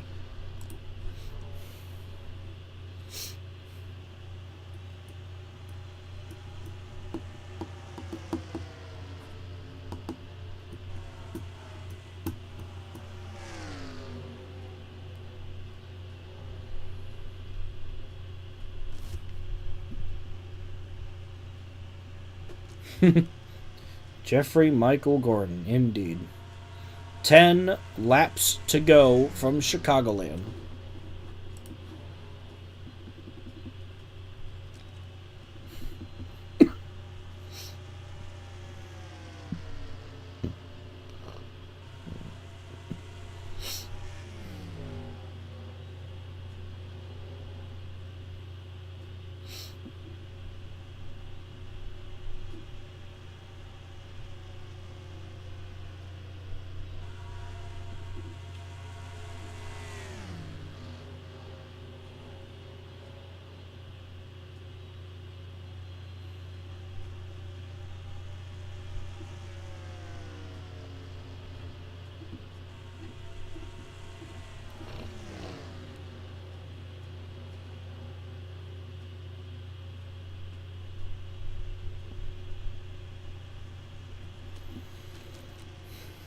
If Kyle wins the 500, I'll be able to say if I had a nickel for every time an RCR driver won the 500, after 20 years I'd have 2 nickels, which is a lot.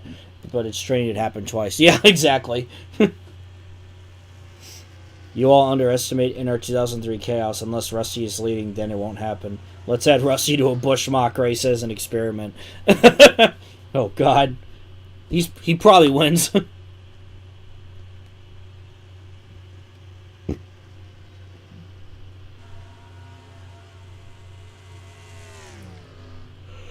Excuse me. 7 to go.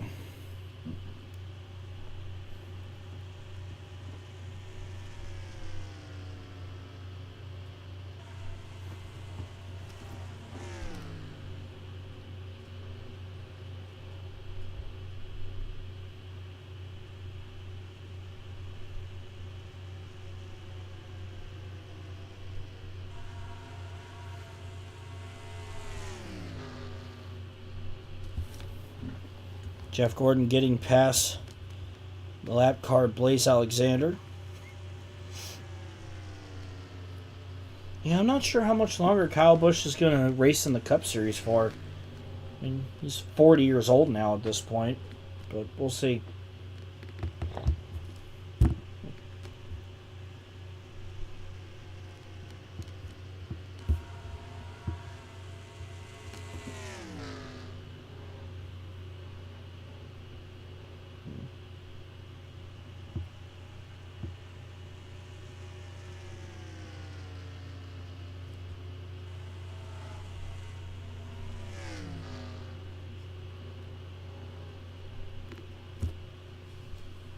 Five laps remaining, coming to 4 laps to go now. And Jeff Gordon has a 2-second lead over Matt Kenseth. Got some pretty clean air between he and the next car behind him, which is a lapped car. That is Blaze Alexander. Kenseth definitely running out of time.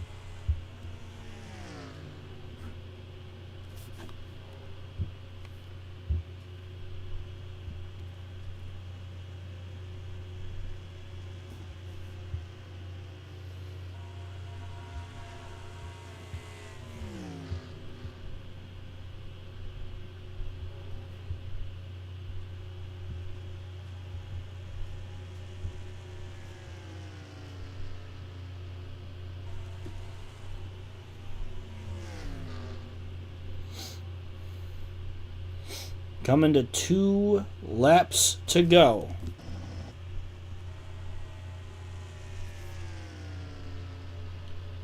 Two to go now for Jeff Gordon. Now pretty much with a 3-second lead.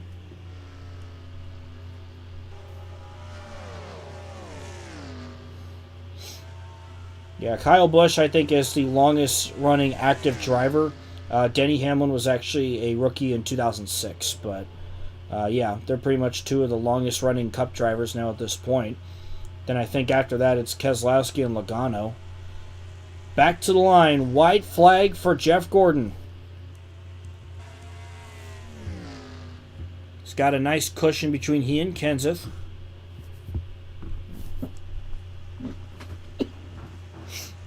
Down the backstretch for the final time today. It's been a dominant second half of this race for the number 1 team out of Bill Davis Racing, and going to take home this victory here today. Off turn 4, checkered flag, Jeff Gordon is going to win at Chicagoland.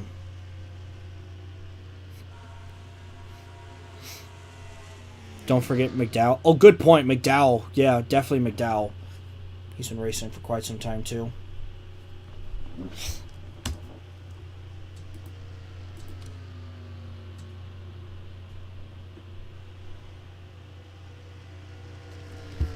Alex will need McDonald's breakfast bagels in the morning. Probably. Also rigged for Chicago's sponsor. That didn't cross my mind until you brought that up. Well, anyway, there's your finishing order there. Gordon's your winner. Kenseth second. Third was Stewart. Skinner in fourth. Kelly Earnhardt fifth. Shauna Robinson sixth. Kevin Harvick in seventh. Paige Jones 8th, Clifford Allison 9th, Dale Earnhardt Jr. in 10th. And I'll show the rest of the finishing order here as well. If you guys have anything, excuse me. Goodness gracious. If you guys have any questions, comments, concerns, anything of that nature, just let me know. It's Golden Boy now since McDonald's instead of DuPont. The power of the Golden Arches reigns supreme here at Chicagoland. And then I'll show you 29th through 42nd as well. And yeah. What's this say? ESPN scrambled to air what was thought to be Luka Doncic's Lakers debut. They moved a top 10 college basketball game to ESPN2, as well as the tip-off of Duke versus Clemson to accommodate. Now Doncic and LeBron James are both out for today's game. When are you giving all your subs free money? Hold up.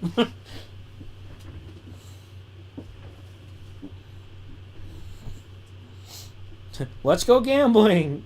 Aw, dang it. Aw, dang it. Aw, dang it. Aw, dang it. Those flip note videos crack me up.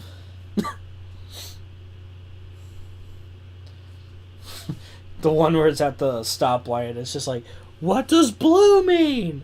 What does blue mean? I don't understand. It's so goofy, but I love it.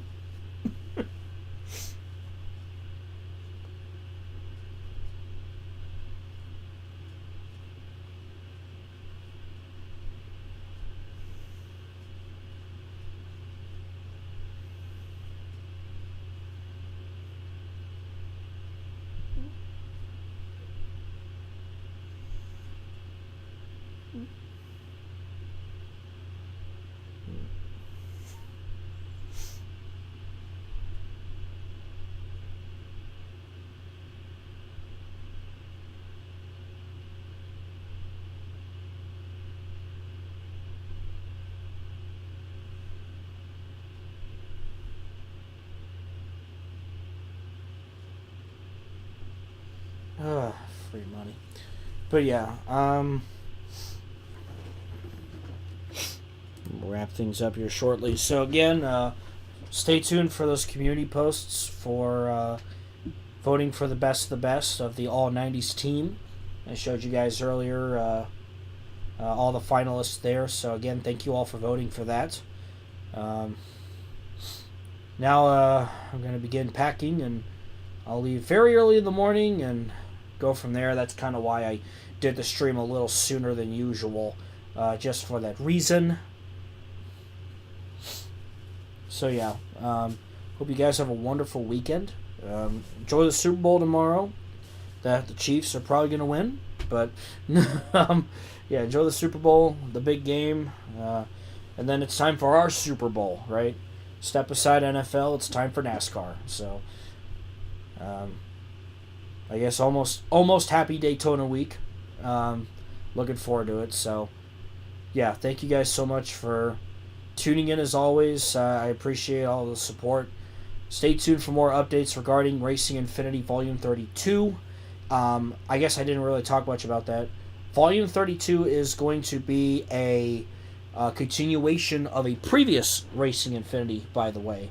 So it's going to be a continuation of a previous Racing Infinity, and you'll find out what that is soon. I've already recorded a lot of footage for it and all that, so need to record some audio still, but we'll get there.